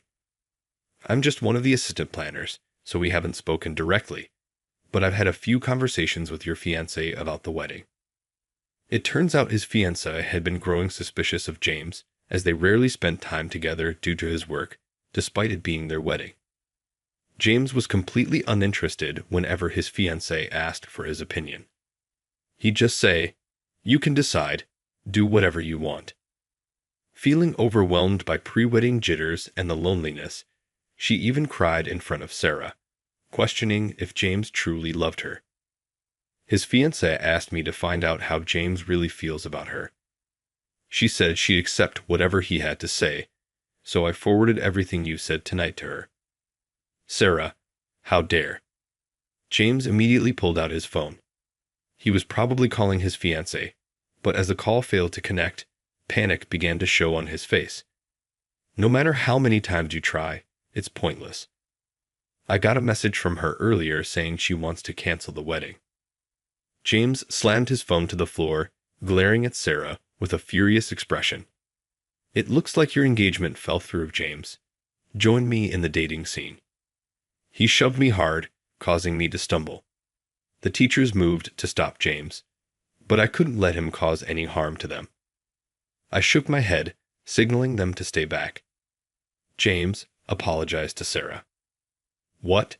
She's the one who should apologize. She ruined my wedding. That woman was just after my money, so I don't want her anyway. He was always like this. James believed that flashing his wealth could make anyone do whatever he wanted, and after that, he would always follow it up with, "My dad's a senior manager at a big company." He never realized how much those words devalued his own worth. The successful one was his father, not him. James lived a privileged life thanks to his father, but he took it for granted. After today, I was done with him. I swore that to myself. Earlier, you bragged about firing all those useless employees, right? What about it? Do you really think those employees were incompetent? And are you even in a position to make those decisions? James faltered, unsure of how to respond. Just as I thought, James wasn't even close to having that kind of authority. He was only an assistant manager. There's no way he could handle something as serious as staffing decisions. The person with the power was his father, the head of HR. While it was questionable how much influence James could exert through his father, that was an internal issue at his company, not my concern. I made sure to get those who defied me fired by asking my dad. They're probably all jobless now. I was stunned he actually admitted to relying on his father to fire people.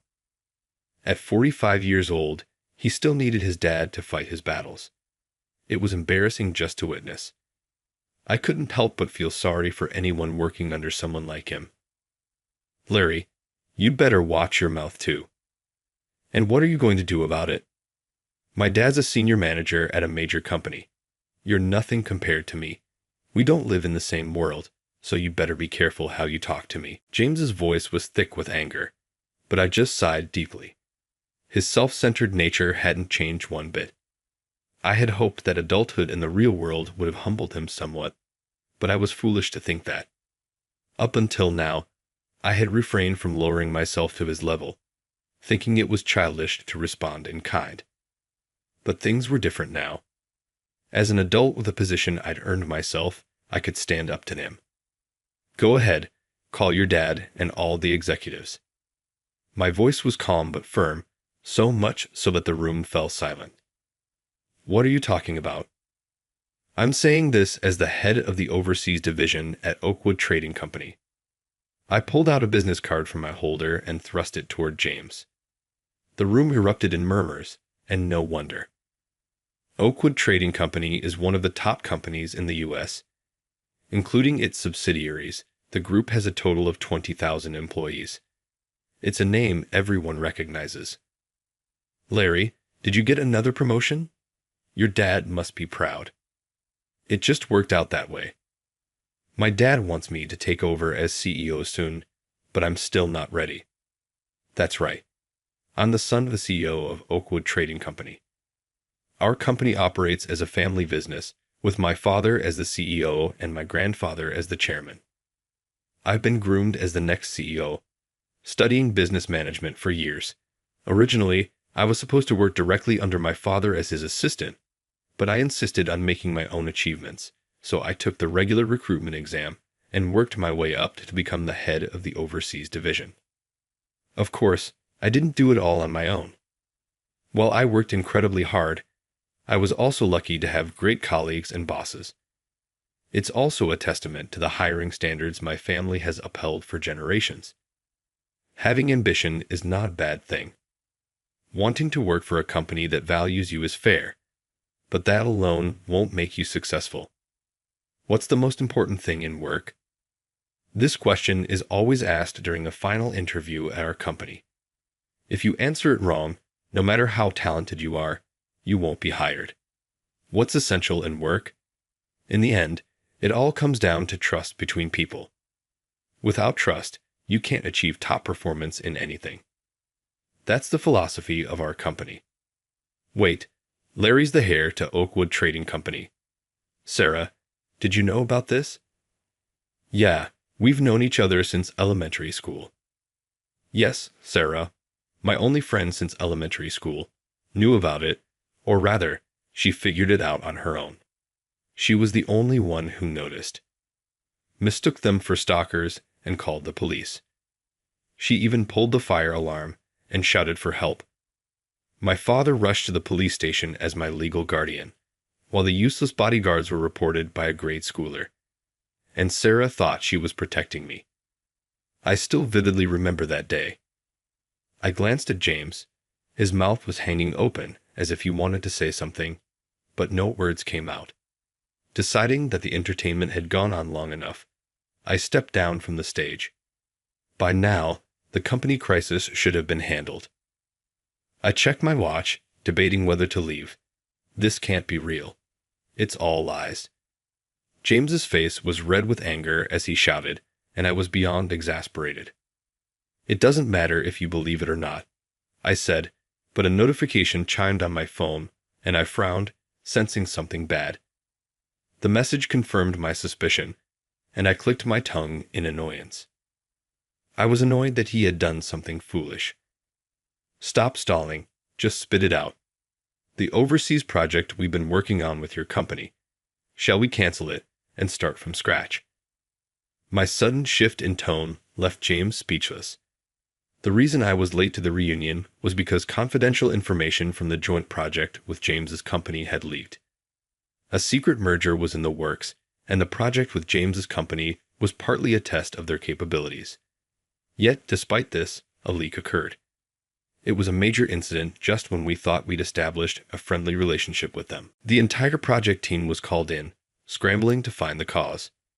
Chris, the leader on their side, quickly traced the source of the leaked data and promptly notified all the relevant parties. Although I, as the leader, should have been there to clean up the mess, Chris graciously took over my share of the work, saying I should enjoy my reunion.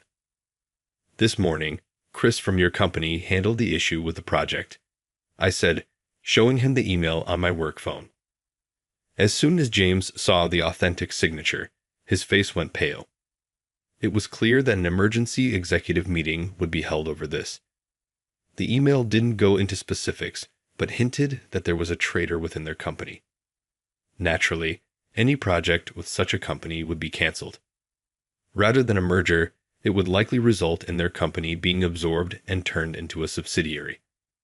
Mass layoffs were expected. I'll make sure this issue is thoroughly investigated. Trying to deceive our company won't go unpunished. After the layoffs, let's see how many employees are left.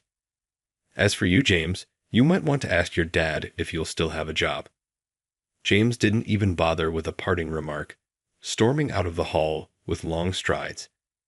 His lackey exchanged glances, shrugged, and followed him out.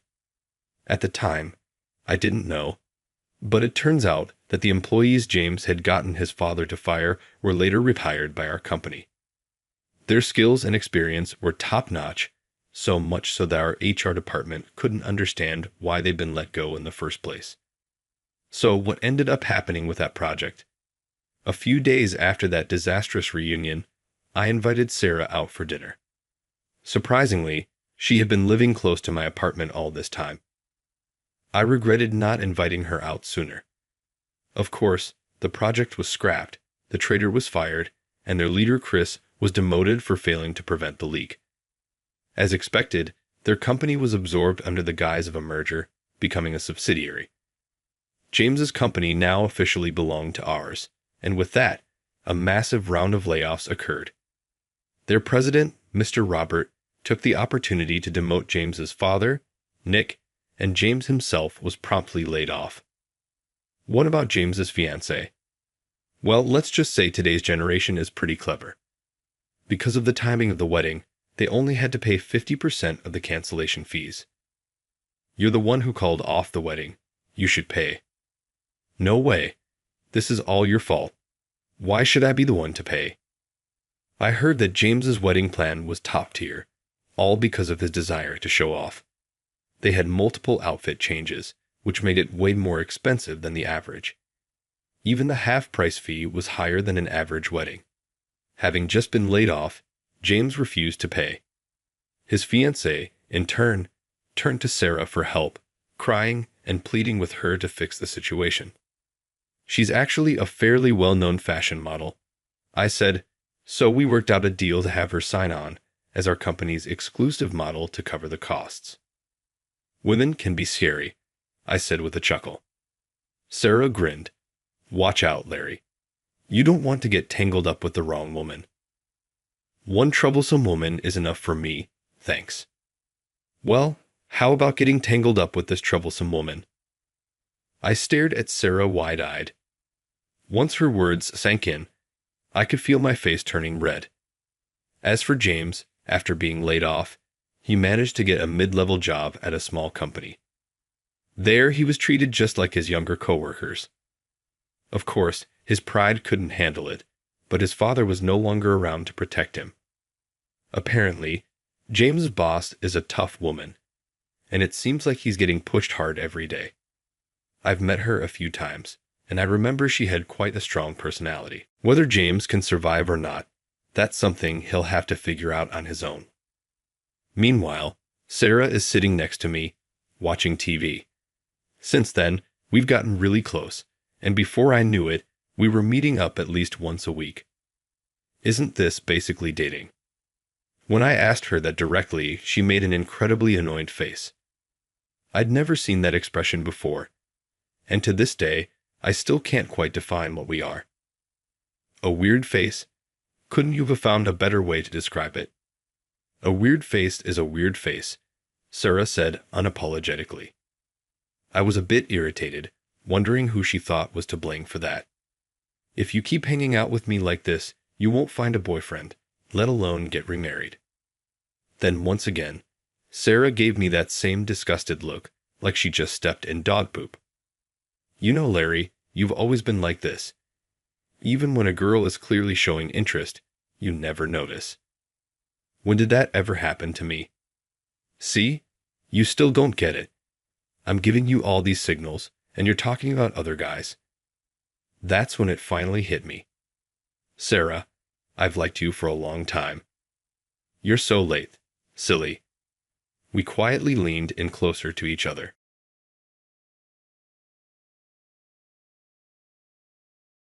According to the contract, the severance pay is $71.07.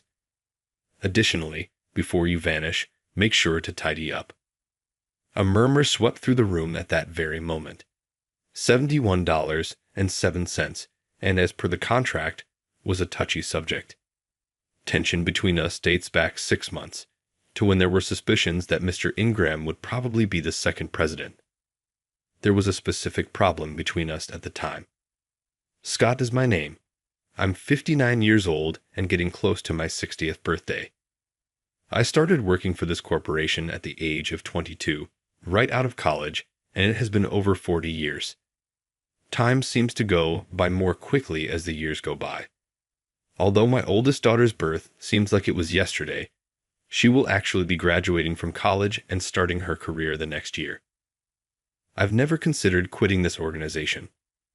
I am indebted to Mr. Underwood, the former president, who employed me. I'd always been prepared to sacrifice everything for him.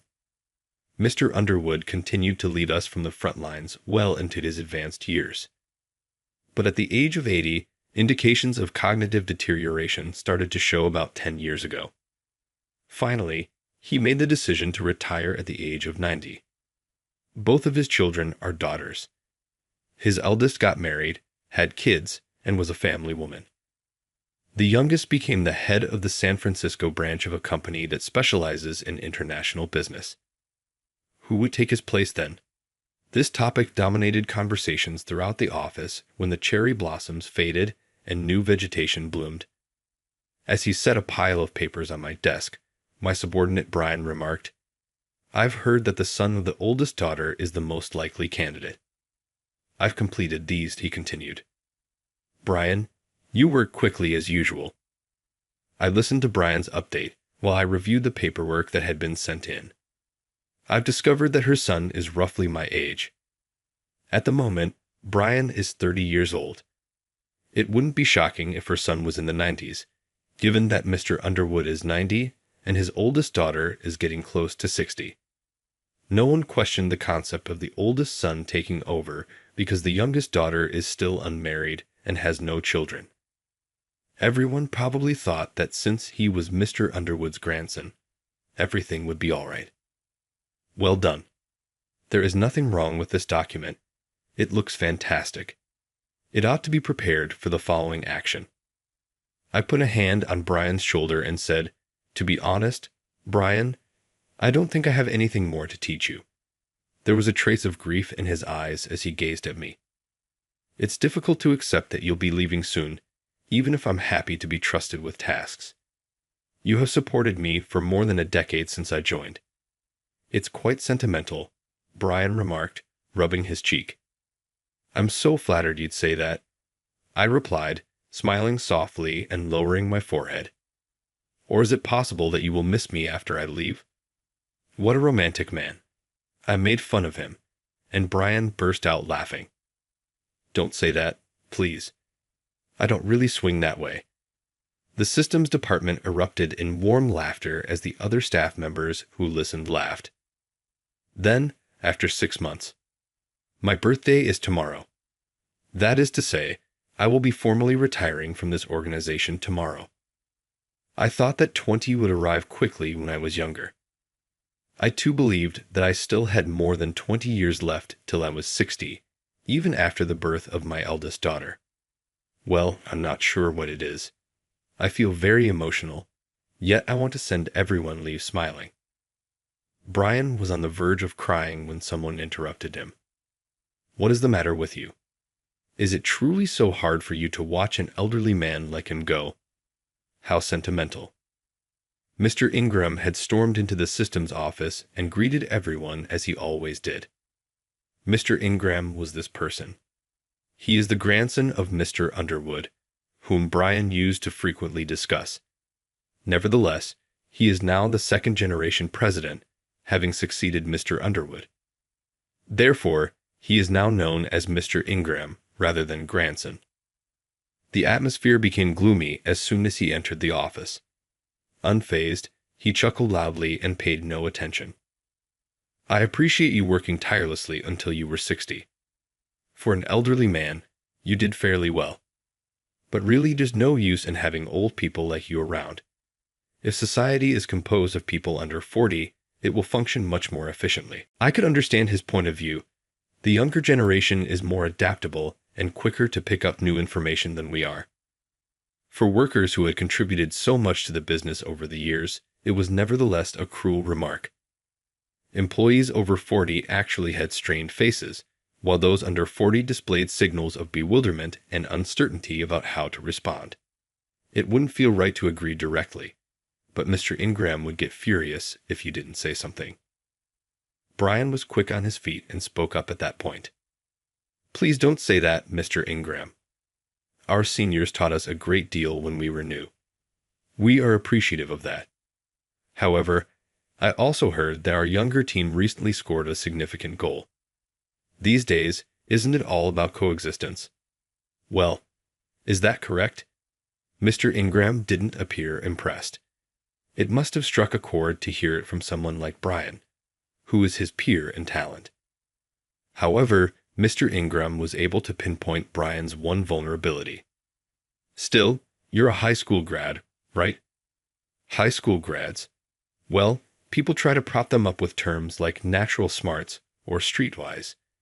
But it's all just pity points. So, you saying that doesn't mean much. Ahaha, yeah, you're absolutely right. Brian laughed along, though the hurt showed a bit on his face.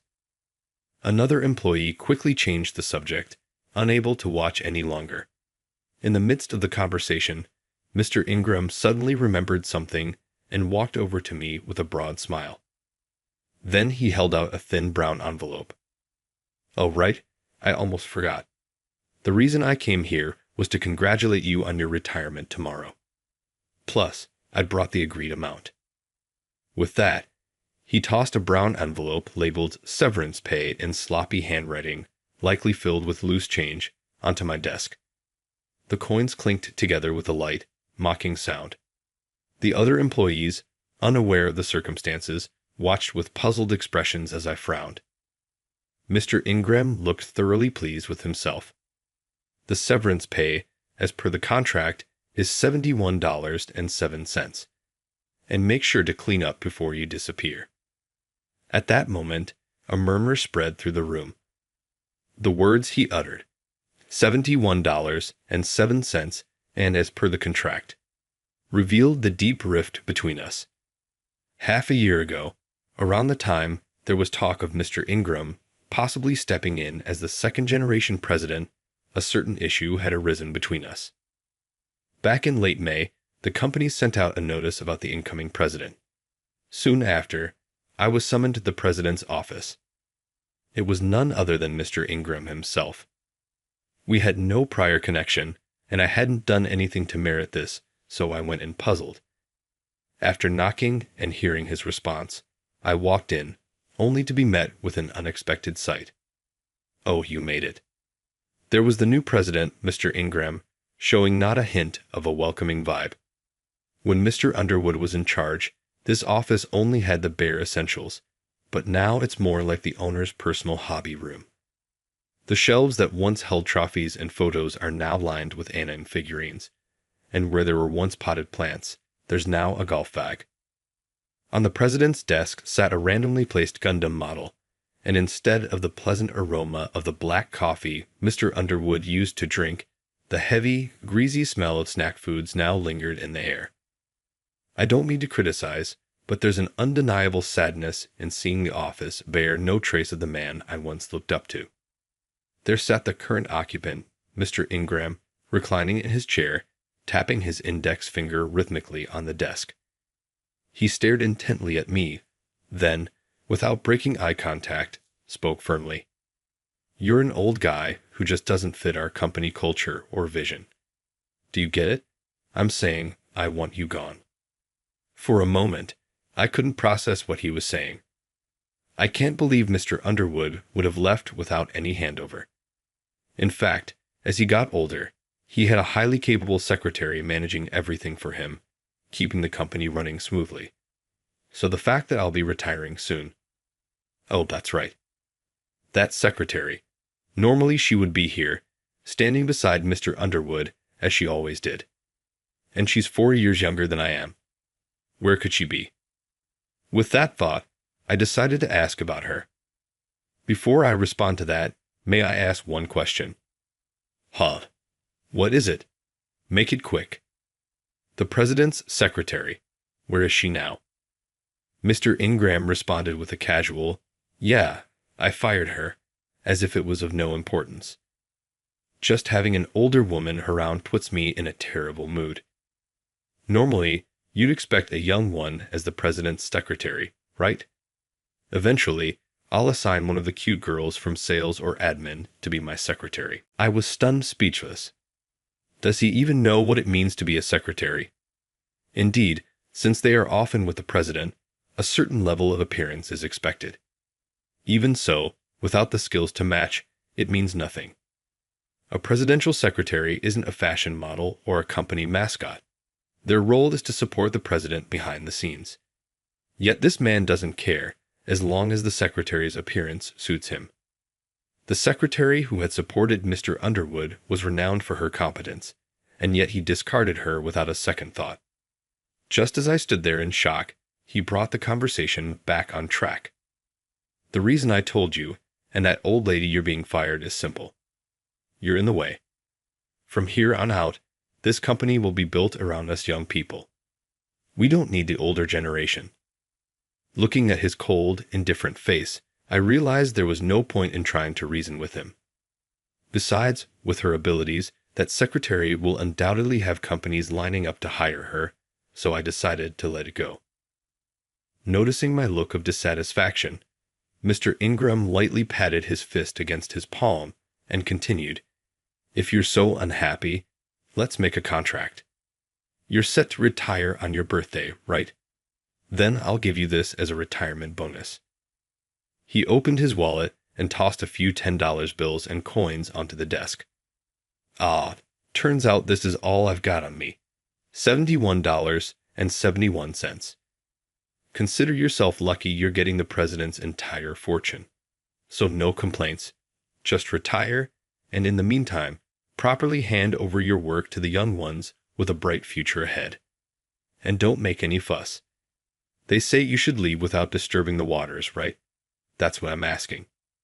It was a flimsy excuse, but looking at his attitude, I had no energy left to argue and decided to accept it. But somehow, rumors spread in an odd direction. Before I knew it, people were calling me the senior who gets to retire with the president's full fortune. Of course, none of the subordinates would dare to call me by such a dishonorable nickname. It's mostly Mr. Ingram's loyalists who refer to me that way. Things I never encountered before started cropping up one after another. Whenever I passed unfamiliar employees in the hallway, they'd pointedly say things like, "Good riddance, huh?" Or, "Well, what do you expect from an old guy?" Naturally, I had no interest in engaging in petty disputes. Even without being told by Mr. Ingram, I'm retiring soon, so I'll just quietly watch over my juniors and subordinates from the sidelines. I believe that sometimes those in leadership need to step back and observe their team from a distance. With retirement just around the corner, their words don't really affect me. Yet, the treatment I've received clearly frustrates Brian, who grumbles, visibly annoyed. The new hires and those aligned with Mr. Ingram have no idea how amazing you are, Scott. They talk like they know something, but they don't. Seriously, is Mr. Ingram really Mr. Underwood's grandson? Calming Brian down, I continued preparing for a smooth transition for my retirement 6 months from now. Don't worry so much.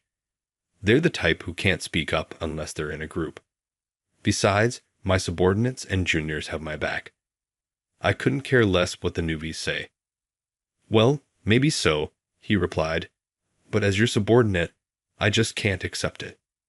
If a new hire had shown such disrespect to a boss I admired, I'd have probably reacted the same way as Brian. And being in this position now, having a younger colleague stand up for me felt surprisingly good. Those supportive words had a far stronger impact than the baseless accusations I'd been hearing. I felt genuinely grateful for having such good people around me. But since Brian was too worked up to focus on work, I changed the subject. This weekend, my wife and daughter are going on a little hot springs trip, just the two of them. So I'll be home on pet duty. Hey, Brian, recommend me a place with some good drinks again, will you? Puffing his chest out proudly, he replied, "Absolutely. Funny enough, my wife's away too. She's going to a concert. I'll keep you company." Despite our age difference, nearly like father and son, We shared an easy, friendly relationship. It was a bond that went beyond the usual boss-subordinate dynamic. No matter what Mr. Ingram or his followers said, having colleagues like Brian close by made it all easier to brush off. Yet Mr. Ingram never let that deter him. He kept poking his nose into my business, finding ways to interfere, accusing us of overspending, or saying the team was too soft. It was all based on his own biases, clearly, because he didn't like me and thus tried to paint the whole systems department in a bad light. What's the deal with this setup here? Why is this deadline so generous? Labor costs are rising, tighten it up. That's not possible, I firmly declared. Mr. Ingram openly frowned and crossed his arms. Not possible doesn't cut it. Do it. I'm the president, and what I say goes. What kind of dictatorship is this, I wondered. Even so, I maintained my unyielding stance. In truth, the other department heads, sales, administration, development, had all caved under Mr. Ingram's pressure and followed his every instruction. They simply passed the orders down to their subordinates. As a result, employees were burning out, struggling to meet the increased workloads and quality standards. It seemed the administration, under Mr. Ingram's influence, was an exception. But he probably just found a favorite among the female staff. But I wasn't about to comply. It's impossible. I've been doing things this way for nearly 40 years without issues. Piling on more only adds to my team's burden. They're human beings. Forcing extra work on them is out of the question. I won't do it. As I stared him down, he clicked his tongue in frustration and stormed off. One day, after many days like this, Mr. Ingram stopped me in the hallway. After you're gone, I'll be doing some reorganization. We need fresh blood, so I don't want a single trace of you left behind. Wouldn't want your successor burdened by your legacy, right? So sign here. He pulled out a document from his bag, shoving it into my hands. It was a document stating that if I left even a single trace behind, they would file a claim for damages. Of course, it was legally meaningless, but arguing would get me nowhere. With a sigh, I signed the paper. Watching me, Mr. Ingram barely bothered to check it before tucking the document away. Satisfied, he walked off with a smug look on his face. Soon after, Brian caught up to me with a puzzled expression. Hey, did Mr. Ingram seem unusually cheerful just now? I don't know. It feels like the calm before the storm. Do you know what's going on? If I told him I'd been pressured into signing such an absurdly one-sided paper, he'd make a scene, so I brushed it off. And just like that, 6 months passed. I managed to hold my ground, clashing with Mr. Ingram right up until the day before my retirement. He seemed bent on pestering me to the very end. That bit about the severance pay of just over $70 is honestly the least of my concerns. He didn't need to come all the way here to say it, but it's clear he wanted to humiliate me one last time. As I glared at the brown envelope from earlier, Mr. Ingram spoke up, deliberately mocking. What's the matter? Were you really that happy? Well, for someone like you, I suppose $70 must feel like a fortune. Consider the loose change a bonus. Now take it and leave.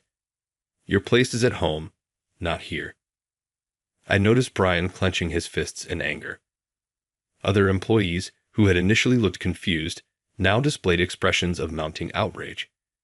Seeing their reactions, I thought to myself, no matter how tyrannical Mr. Ingram was, no matter how much his followers belittled me, the reputation I'd built over the years wasn't for nothing. Rebellion against Mr. Ingram had been simmering in our department, but this was the final straw. A storm of protest erupted. Excuse me, but this is too much. You've only been here 6 months, yet you talk as if you know everything. You have no idea what Scott has been through and accomplished. Brian's words sliced through the silence. With his lead, other employees began speaking up in my defense, directing their support toward Mr. Ingram. I never thought I'd have such an amazing boss. Despite my high school education, He treated me no differently from my college-educated peers, teaching me the ropes and showing equal respect to everyone. That's who Scott is. In the systems department, unless it's due to unavoidable reasons like pregnancy, caregiving, or relocation, hardly anyone quits. Doesn't that say something about Scott's character? Everyone nodded in agreement with Brian's heartfelt plea. But Mr. Ingram stopped them all with a raised palm. If you want to oppose me, then I'll fire you all. It's no problem finding tech staff for the systems department, and I won't miss any of you.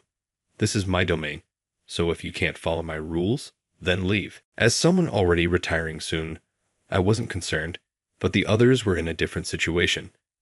People like Brian supporting families or single parents juggling childcare and elderly care. They were all at risk. Mr. Ingram, that's too harsh. You can blame me if you want, but please don't involve my team. Mr. Ingram immediately seized on my words, twisting them. Oh, and who's going to stop me from doing what I want as president? Can't you understand something as simple as resigning if you have complaints?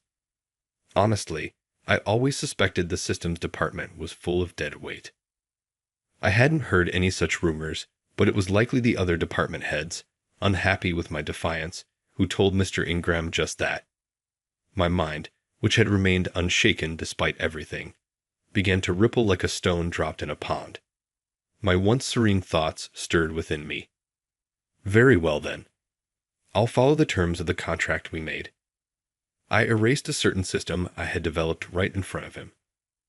What? That? The entire staff, knowing what I had done, gasped in horror. Meanwhile, Mr. Ingram, clueless about what had just occurred, only scowled in confusion. But as he realized the gravity of what I had deleted, his expression changed. Scott, that was a crucial system. How are we supposed to work without it? Without that, every department, the entire company, will come to a halt. He yelled furiously, his face red with anger. Scott, what have you done? If there's any damage, I'll demand compensation from you. Did he not realize his own contradiction? I reminded him of the agreement we had signed in the hallway that day. You signed a contract, didn't you? It stated that if I didn't erase all traces of my presence, I'd be liable for damages. This situation doesn't match up with your own terms or the contract. Explaining the situation to the bewildered employees left them all speechless. Then, keeping my composure, I continued, Well, I'll be clocking out. Tomorrow's my last day, which is just for farewells anyway, so I won't be doing any work. I'll be officially resigning then. Ignoring Mr. Ingram's attempts to call me back, I left the company. The next day, a tense atmosphere filled the systems department as Mr. Ingram showed up looking bruised and battered. I was as surprised as anyone and asked, what happened? Only to hear that he had finally understood the gravity of his actions. After realizing the system I deleted was patented, he'd hit the bottle hard out of despair. Patented? No way. So now, we're stuck if he doesn't approve it, but he deleted it. I mean, sure, I told him to erase everything, but who would have expected it was patented? Listening to his muttering, Brian explained with a shrug. On his way home, he got caught in sudden rain, slipped, and fell into an outdoor garbage bin outside a restaurant. He stormed into the place in anger, only to slip again and hit his face on a nearby table. Hearing Brian's account, I muttered to myself, talk about adding insult to injury. As Mr. Ingram sniffled, tears streaming down his face, I spoke up. Crying won't help you now. You created this mess, and as for your injuries, you brought those on yourself, whether from shame or exhaustion. Mr. Ingram sat slumped, muttering incoherently. Then suddenly, he started pulling at his hair and shouted, Why is it always like this? No matter how hard I try, nothing ever goes right. I was given this position by my grandfather as his only grandson, but now, damn it all. He seemed lost in frustration, and everyone around him was at a loss for words. I decided to be direct with him. Didn't I tell you? Crying won't solve anything. Startled by the volume of my voice, Mr. Ingram flinched, his shoulders jerking as he turned to face me with tearful eyes. You're only 30. To the world, that's still young and inexperienced. Your grandfather likely hoped you'd carry on his legacy, but somewhere along the way, you lost your direction. Now, you've wandered so far that you can't find your way back. While nurturing young talent is vital, it's equally important to respect those who've laid the groundwork. Isn't that right? Mr. Ingram nodded weakly, then broke down, sobbing openly. What do we do now? Brian asked, still visibly exasperated. I let out a small sigh and said to Mr. Ingram, You still have room to grow. If you're going to turn back, now is the time. If you push any further, you'll lose everyone's support. But if you show the right attitude, I'll restore the data from the backup. At this, Mr. Ingram slowly stood and bowed deeply to me. Yes, you're absolutely right. It seems I took a wrong path somewhere. I sensed it, but got caught up in having everyone listen to me. I'm truly sorry. Accepting his apology, I shrugged, sat down at my computer, and restored the data. I'll be expecting great things from you, Mr. Ingram. He didn't respond to my words. Instead, he stood there trembling, his head bowed low. After that, as planned, I made my rounds to say my goodbyes and left the company I had dedicated so many years to. The female employees gifted me a large bouquet and several cards filled with personal messages, secretly written and passed around. I hadn't expected such warm messages from people outside of the systems department. Mr. Ingram once mentioned making this a youth-centered company, and I don't necessarily disagree with that idea. But then Brian continued, It's undeniable that our predecessors laid the foundation here. Without them, we wouldn't have a place to work today. There's tension now between the younger generation and the older employees, but I think it's essential to break down that barrier. If we respect one another, we can avoid unnecessary conflict. It was a reasonable point. Of course, we, the older generation, must update our mindsets and ways of working to understand younger generations better. At the same time, it's crucial for younger employees to respect those who built the world they're part of and not push only for their own agenda. Hostility leads nowhere. Having experienced that in my youth, I tried to teach the young ones proper manners and perspectives in the workplace, all while respecting their views. Naturally, as a senior employee, I sometimes took on the role of the bad guy. But by doing so, I hope to create an environment where future generations can work comfortably and develop their own critical thinking skills. I believe that's what it truly means to be seasoned by society. Thank you for everything. I bent low in a deep bow.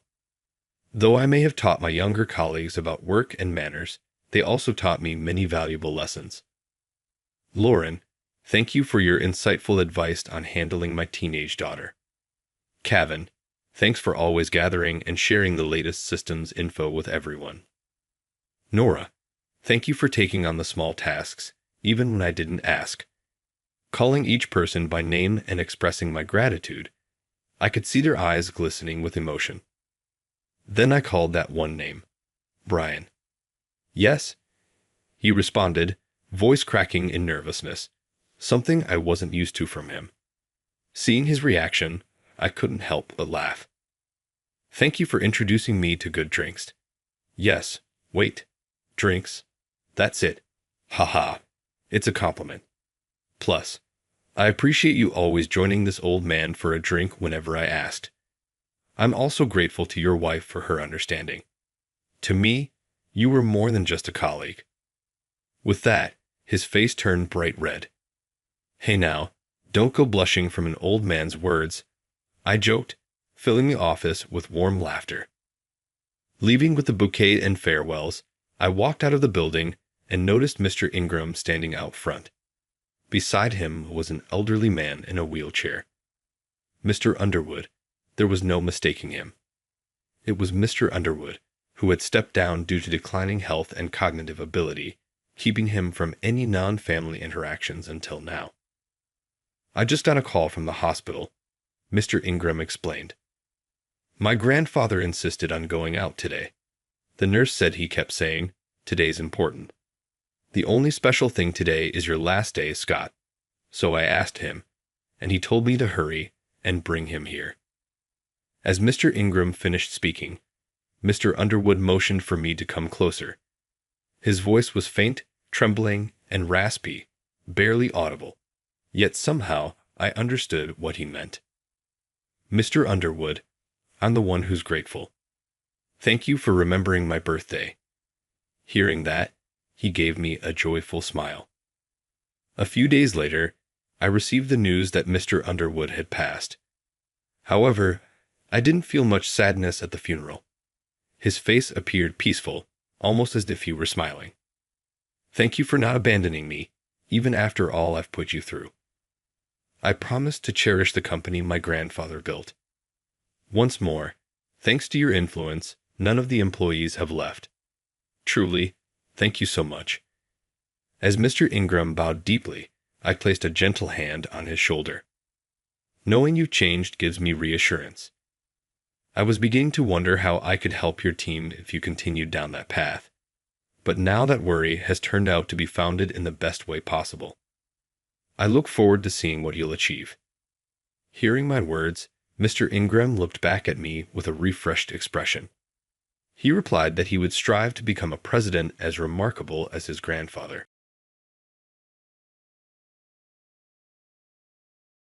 Old man, you really are a piece of work. With someone like you, who in the world would want to drink? Simply growing older and more pitiful. You're overestimating yourself. Don't. You think. Really, it's hilarious. The last day of training for new hires was that day. While waiting for my coworkers to arrive, at the restaurant where the welcoming party was scheduled to take place, I sat by myself. However, as time went on, nobody arrived. Rather, I was made fun of on the phone. I had changed careers at the age of 50 and was now training with recruits who were as young as Meowsons. During the training, one of them, Kyle, the executive's son, was unruly, doing whatever he wanted, and continuously upsetting the workers. I had to call him out because I was tired of his actions, but that simply made him target me, and I was subjected to his small-time harassment. I was utterly alone, counting down the days until the training was completed, while everyone else ignored me. "I suppose I can come if you really insist, old man, but you're paying for it all. Okay. Will you do something constructive for the next generation?" Something broke inside of me. "I have a different plan if that's how you want to play it." With a certain resolution blazing within of me, I thought, laugh while you can, and headed for the corporation. William is my name. I'm a middle-aged man who is around 50 years old and has worked for roughly 25 years. I spent a lot of time working for the same company after I graduated from college, but last Friday I made the decision to change, and I was given a small farewell party. I had been tormented by the choice, but I forced myself to face this new challenge since I understood that you only have one life to live. The business I selected for my second start produces stationery, with a focus on mechanical pencils and ballpoint pens. It is a significant participant in the market and is essentially interchangeable with ballpoint pens. The company's pens, which are lauded for their ease of use, have become a mainstay among stationery enthusiasts as well as students riding the recent stationery boom. New items are being introduced everywhere as a result of this tailwind, and factories all throughout the nation are putting forth endless effort to meet demand. I was shown to the conference room as soon as the training began at headquarters. My pulse began to race as I noticed that a group of young individuals in suits had already taken their seats. We were divided into groups for training after Mr. Simpson, the president of the company, greeted us and gave us an overview of the company's business operations and philosophy. I was shown to the conference room as soon as the training began at headquarters. My pulse began to race as I noticed that a group of young individuals in suits had already taken their seats. We were divided into groups for training after Mr. Simpson, the president of the company, greeted us and gave us an overview of the company's business operations and philosophy. Since it was a manufacturing company, it was not unusual to be dispatched to one of the many plants, but most people would be allocated to the headquarters. Workers at the factories are in charge of running production lines and making thoughtful decisions about what and how much to create. Everything comes down to experience and learning while working. Additionally, you must oversee the schedules of temp and part-time employees. Some of these employees have been with the organization for more than 10 years, so cultivating positive connections with them is essential. Depending on the procedure, there are more part-timers, which causes cliques to emerge among them. Naturally, individuals quit all the time. Therefore, you also need to intervene and deal with those circumstances. A great deal of attention to detail is necessary for this work. I'd heard innumerable tales of people resigning because the strain was too much for them. As I listened to the staff members speak, I considered the possibility that some of the people here would eventually follow that same course. Having said that, a lot has changed and progressed since my time. I was so absorbed in those ideas that time passed rapidly. At first, we were all nervous, but gradually everyone loosened up, and soon they were chatting with me, even treating me kindly despite my age. I was touched, but there was one guy who stood out, Kyle. He was the son of an executive, Trevor. At first, he came across as a hyper-enthusiastic young guy, determined to make the training fun, but it didn't take long to notice his problematic behavior. "Hey, you, go get my lunch, will you?" "Oh, okay, sure." Today, he once again picked on one of the more timid guys and made him fetch his lunch, while lighting a cigarette with a smug grin. "Hey, you can't smoke in here." An employee tried to stop him, but Kyle just glared at him and said, "I've got my future guaranteed." Hearing that, the employee couldn't say anything more, and everyone else just pretended not to notice. This only made Kyle more emboldened, and he continued bossing people around and heckling the staff during the training sessions. It was unbearable. Acting like the elder I was, I decided to warn him. "Kyle, from where I'm standing, your attitude isn't exactly commendable." Kyle's eyes widened in anger. "Ha! What the hell are you talking about, old man?" "My name isn't Old Man. It's William." "Oh, just like that character from the show, huh? That's hilarious." He was grinning, but his eyes weren't smiling at all. I could feel his simmering anger, the kind that doesn't tolerate defiance. This wasn't going to be easy, I thought. "I don't mind if you joke about my name, but I'd appreciate it if you didn't cause trouble for others. Or the staff. You're here to work, aren't you? They're not your servants. You should handle your own tasks." In response, Kyle violently kicked a nearby chair. Everyone around turned to look at the commotion. "Don't get cocky just because you're the oldest here, old man. Do you even know who I am? My dad's an executive here. If he wants, he could get rid of you just like that. You get that, right?" With that, Kyle stormed out of the room, still seething with anger. Everyone glanced at me with concern. I put on a cheerful front. "Sorry for all the fuss. Don't worry about me. I'm fine." But despite my words, their eyes were filled with obvious worry. A sense of unease crept into my heart as I feared Kyle would begin targeting me, and the harassment started. It began with small things, my training materials being torn up, my lunch deliberately knocked to the floor. He would interrupt me every time I spoke during group work, acting like a child. But Kyle was the son of Trevor. Even the staff seemed unable to intervene. My fellow trainees, afraid of Kyle, not only did nothing to stop the bullying, but began to look the other way entirely. Just talking to me could make them Kyle's next target. Sensing this tension, everyone slowly stopped speaking to me altogether. I was frustrated. I had been thrilled to relive the excitement of my early career and to be part of a group again, grateful that I'd made the decision to switch jobs. But then, just because this kid happened to be the son of an executive, he treated me like his personal enemy, mocking and belittling me at every turn. Never in my wildest dreams did I think at this age I'd be pushed around by someone like that. The once enjoyable training quickly turned into a dark, miserable experience. Each morning, I would count the days, hunched over as I dragged myself to headquarters. Just a little longer until the training is over. I just have to hold on until then. Isolated and lonely, I endured the training in silence without exchanging a single word with anyone until the final day arrived. "Hey, old man, we're having a welcome party tomorrow, so book a restaurant right now. And don't screw up and pick a bad place." Just as the training ended and I was about to leave, Kyle appeared out of nowhere, barking orders at me. "Wait, a welcome party? That's kind of sudden.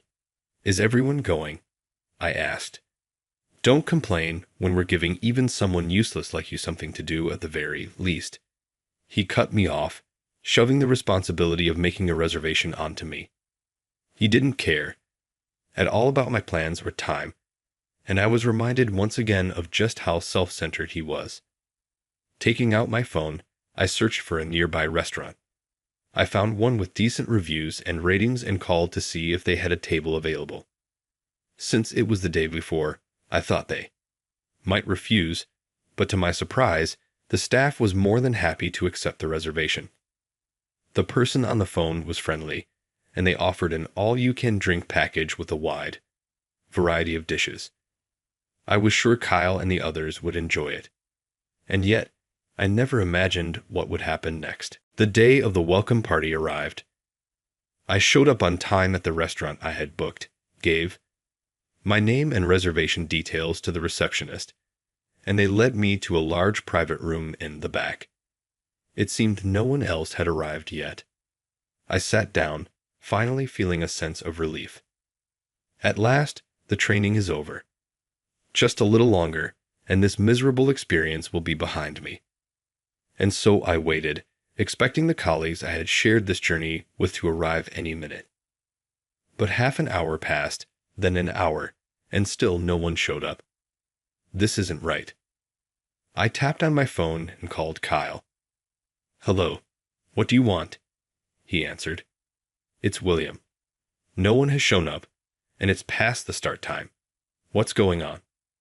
Kyle laughed loudly on the other end before saying, "Old man, you're really something, aren't you? Who would want to drink with an old geezer like you? Don't you think you're overestimating yourself? This is hilarious." Then I heard multiple people laughing on the other end of the line. It was clear that a few others had been roped into Kyle's scheme. So there was never a welcome party in the first place. You lied to me? Yeah, that's right. I felt a little bad for you, so I thought at least I could give you the honor of booking a party that was never going to happen. Seems like a perfect task for someone like you, don't you think? Kyle's prank was so malicious that I could feel my anger boiling over. "Oh, but if you're paying for everything, old man, we might just show up. You've got more money than us, right? It shouldn't be a problem for you, huh?" He taunted, laughing. His words pushed me to my breaking point, but I managed to stay calm enough to respond. "I see. Well, this little stunt has shown me exactly what kind of person you are. If that's how you think of me, I have some thoughts of my own." I heard murmurs and whispers from the people around Kyle. Thoughts. What could an old man like you possibly do? Are you out of your mind? Kyle. Sounded like he was riding high on his arrogance. Kyle continued to bombard me with condescending remarks and attitude. I brushed off his words calmly, thinking through what I needed to do tomorrow. The following morning, a commotion erupted at headquarters. What's going on? Did something happen? Have you heard anything? In front of the bulletin board on the first floor, New recruits were buzzing with excitement, and the employees who overheard gathered in confusion. Posted on the bulletin board was a notice, titled, "Rescinding the employment offer for this year's new hires," followed by an explanation of the reasons behind it. What is this? What the hell? William, did you know about this? I didn't respond, just stood there with my arms crossed, watching the scene unfold with a curious feeling. Then Kyle burst in, panting heavily. When he saw the bulletin board, a vein in his temple started throbbing. Hey, what the hell is going on? He spotted me and immediately grabbed at me. Why does the HR director's notice have your name on it? Did you pull some strings or something? Half panicking, he glared at me with a twisted smirk. No, I've been hired as the HR director from the start. What? Kyle's face turned even paler. Before coming here, I had spent many years working at a well-known retailer that operated nationwide, moving between various departments for the last decade or so. Before I left, I was the HR manager. When I first joined the company, the American casual boom was in full swing, and bright, flashy designs were all the rage. Our company specialized in developing American, casual-themed goods and character merchandise, which led to massive sales. However, that all changed when one of the executives was caught in a scandal. As the HR assistant manager at the time, the burden on me became overwhelming. But as an HR professional, I held a firm belief. Not a single employee would lose their job on my watch. A company is only as strong as the hard work of its employees. If that hard work wasn't recognized, the company wouldn't survive. So, along with other middle managers, we worked together to identify the company's shortcomings and brainstormed ways to make changes, starting with what we could control. We overhauled the company's outdated image, incorporating feedback from younger employees, and improving the work environment and benefits as much as possible. Through these small, gradual efforts, we eventually saw a significant drop in both sick leave and employee turnover, compared to before the scandal. Motivation started to rise, and little by little, we began to see more smiles from the employees.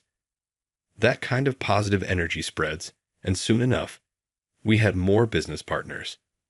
One day, an employee suggested we recruit those with artistic talent to create an original company character.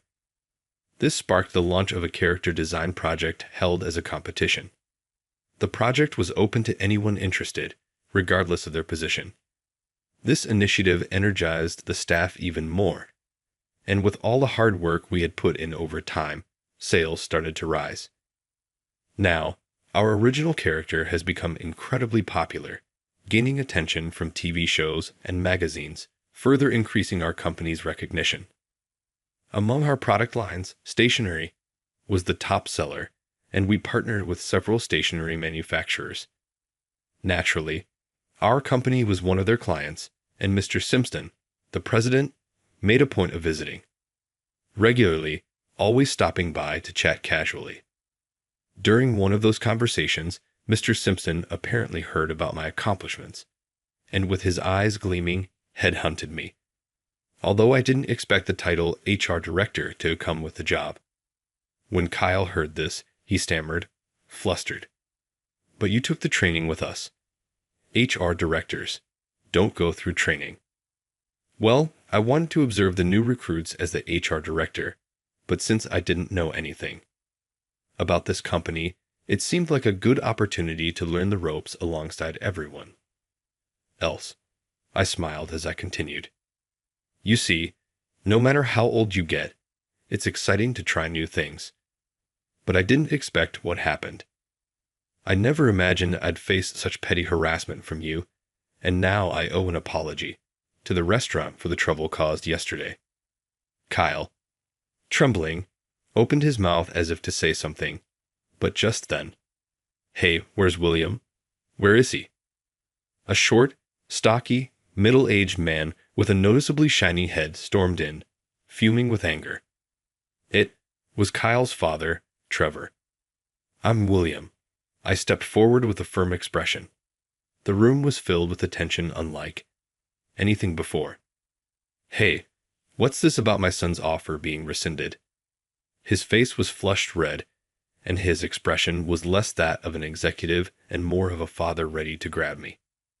Trevor, nice to meet you. I'm William, the newly appointed HR director. I don't care about that. What's this about my son? He told me you've been harassing him relentlessly and used your position to have his offer rescinded.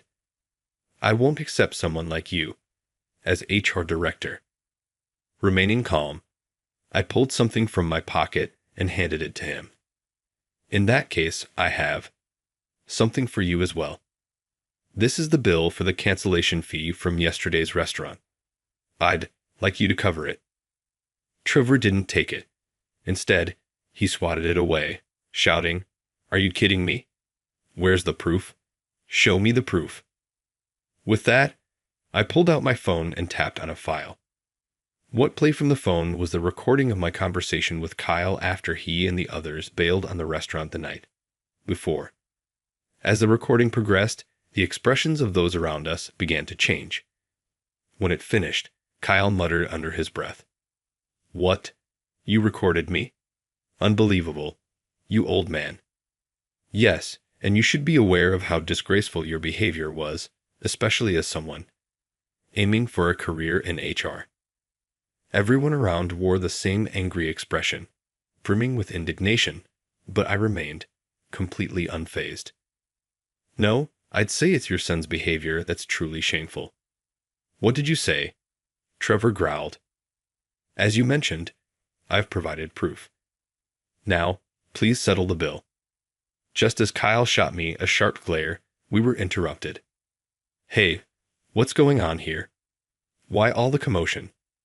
Mr. Simpson entered the room, causing Trevor to panic. Hey, what are you all doing? Get back to work. At that, the employees who had been standing around like spectators quickly scattered. Now, only the new recruits and a few of us remained, with Mr. Simpson looking at us sternly. Mr. Simpson, this man, William, has been spreading false accusations about my son, and I was just trying to clear things up. Well then, let's hear your rebuttal. Mr. Simpson faced me with a serious expression. Behind him, Trevor and Kyle wore smug smiles, as if they had gained the upper hand. I kept my calm and started, "Yes, Trevor here blackmailed the previous HR manager, threatening to expose his weaknesses unless his son was hired."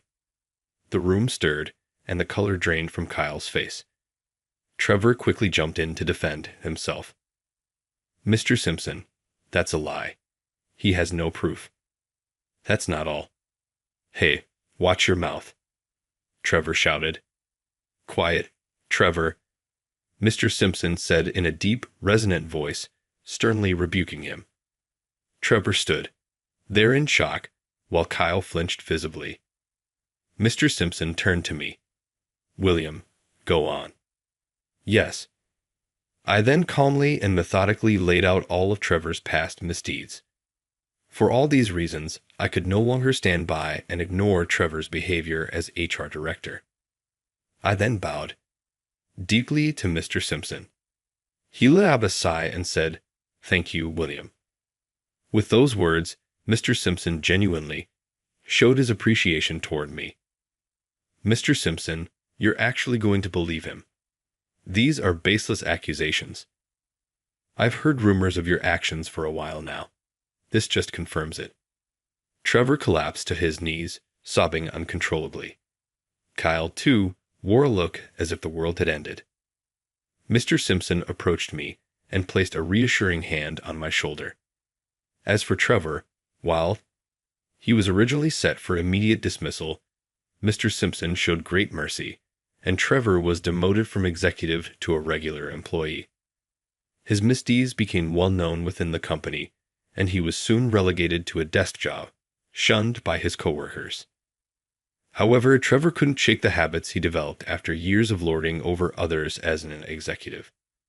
He began secretly targeting weaker employees with borderline harassment, but after One of his victims filed a formal complaint about his abusive behavior he was fired for. Misconduct with no severance pay. He now lives a hard life. As for Kyle, who had already left the company, rumors have it that he was arrested for causing trouble on a train and has since disappeared. What a troublesome pair they turned out to be. As for the new recruits whose offers were rescinded due to this incident, the company concluded that Kyle had led the harassment against me, and the others likely felt powerless to defy him because of his father. The company decided that those who sincerely reflected on their actions and expressed a desire to return would be given another chance. With the chaos finally behind us, I quickly got to work as HR director, proposing the steps we needed to take moving forward. Today, as part of that effort, I'll be visiting each department to listen to the concerns of the employees. My role is to ensure that each individual's voice is heard, fostering an open and supportive workplace. Navigating the corporate world is no easy task. People who grow complacent in their positions and fail to show compassion for those around them will never do good work. Building relationships takes effort, but through those experiences, we become kinder and more understanding. That's what I've learned over my long career. Moving forward, I hope to continue supporting these hardworking people from behind the scenes, doing whatever I can to help.